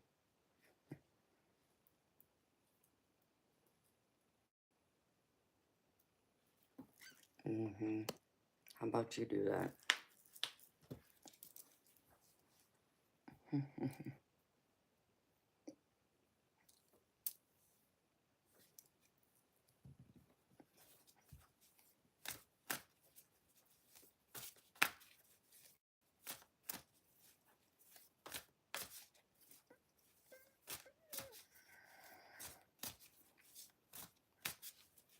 Yes, we are.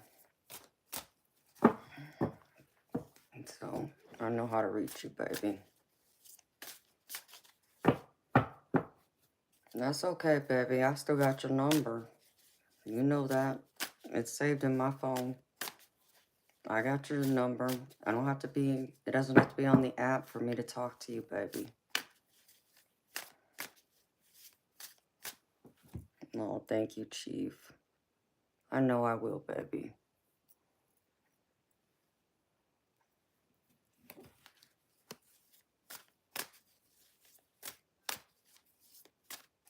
Yes, I know, baby. Hi, Dee. I'm doing good, honey. How you doing? It's good seeing you again.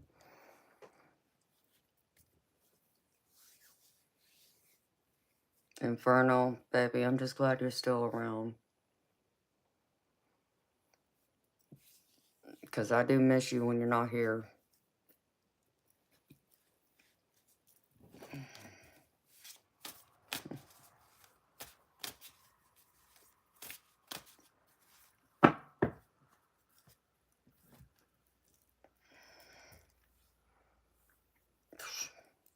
I just gotta chill.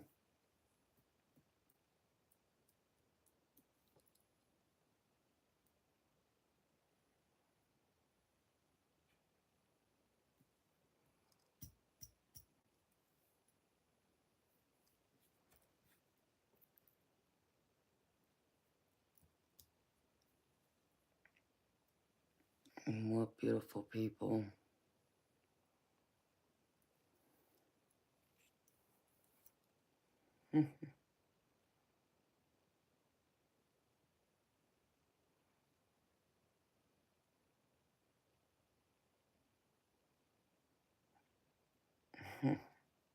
True.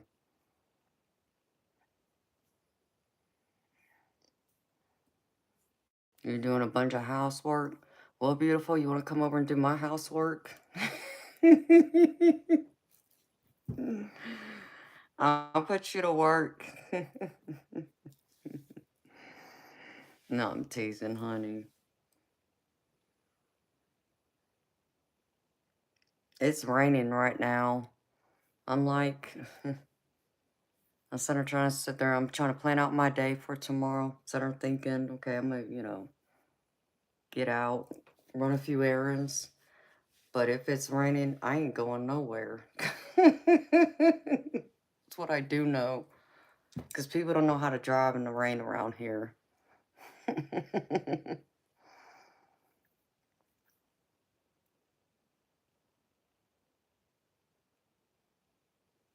Okay, Nemo. Um,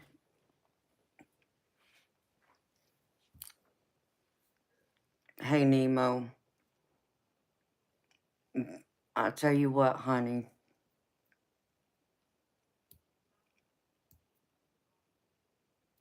I'll try and get on here for like a couple hours tomorrow night because I know someone else asked me to be here tomorrow night.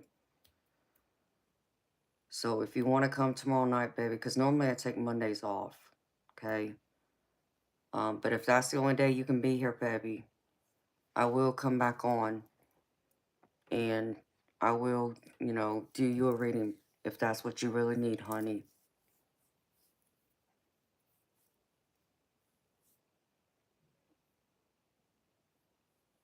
You too, Chief. Thank you for stopping by, baby. Just maybe I'll come on tomorrow night.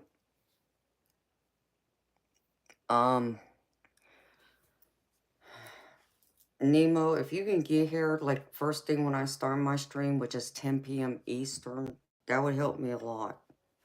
So I don't feel like I'm on here waiting for hours. Um,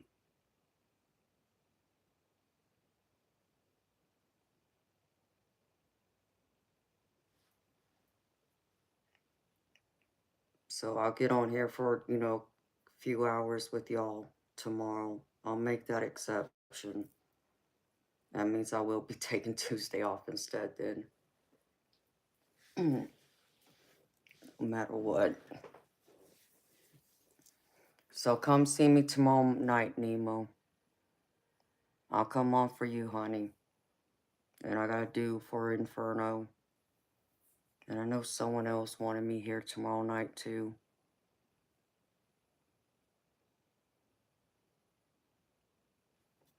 You're welcome, honey. So be here tomorrow night, like 10 p.m. Eastern. That's when the stream starts, honey. I appreciate it. So you get some sleep, Nemo. And I'll see you tomorrow night, honey.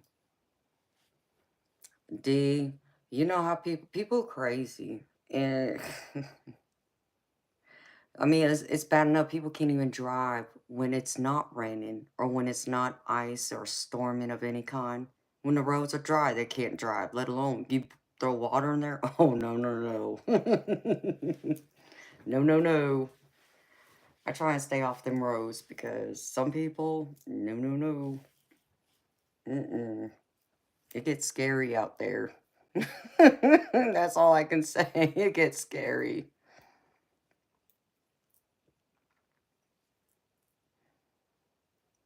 Inferno, baby. So I'll come back tomorrow night because I know you got a reading you want it done tomorrow night. So I'll be here tomorrow night because Nemo needs a reading from me too. So I'll get on tomorrow night for you and for Nemo, okay? But I ain't coming Tuesday, y'all. I ain't being here. Just know that. So I'm gonna switch my day off. But I don't plan on being on here all night tomorrow night either. I'll get on for a few hours and get off. So make sure you come, Inferno. Listen, if I gotta message you and harass you all day tomorrow, tell you you better be here, baby, you better be here.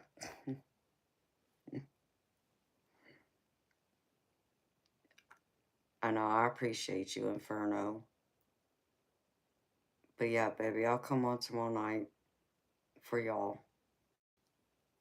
So, Inferno, feel special, baby.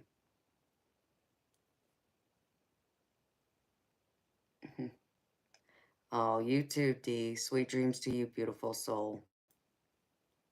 With bells and whistles on. I bet. I deserve a big fat tip, Inferno. Just coming back on for you and Nemo.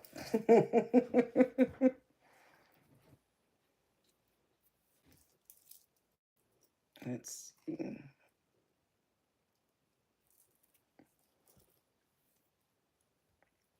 And if I am going to be back here tomorrow night, then I need to give my back a rest tonight. Let's see. It's been 4 hours. Yeah.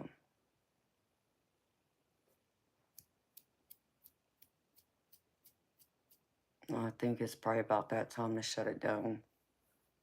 So I can come back and be with y'all for a few hours tomorrow night, y'all.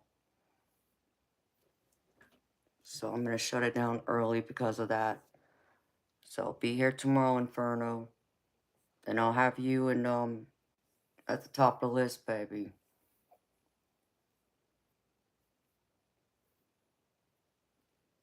Ouch. I got that stupid song in my head. I don't understand this.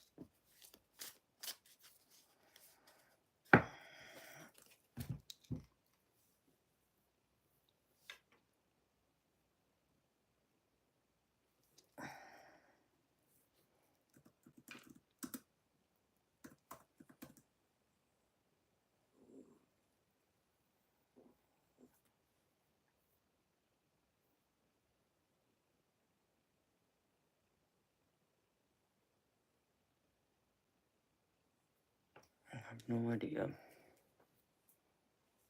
I will rest, baby. Thank you. You too. So beautiful people. Thank you for coming to the stream tonight. I appreciate y'all. You know I love spending time with y'all. This is like my happy place is being here with y'all. But since I'm gonna like come back tomorrow night, y'all, when I normally take the night off, I'm gonna shut this down early tonight to give my back a rest because it's starting to scream at me now.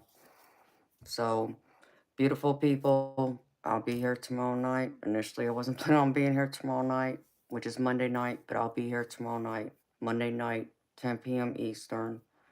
So, if y'all are on, please come see me. Come say hi. You know, I do the general collective reading at the beginning for everyone. And until then, beautiful people, I hope y'all have a wonderful, lovely night, or maybe it's even morning early morning, depending on where you are in the world. It could even be Monday morning for y'all right now because it's early Monday morning for me now. So either way, just have a beautiful night, beautiful day, and I'll see y'all back here Monday night, 10 p.m. Eastern. Till next time. Bye, y'all.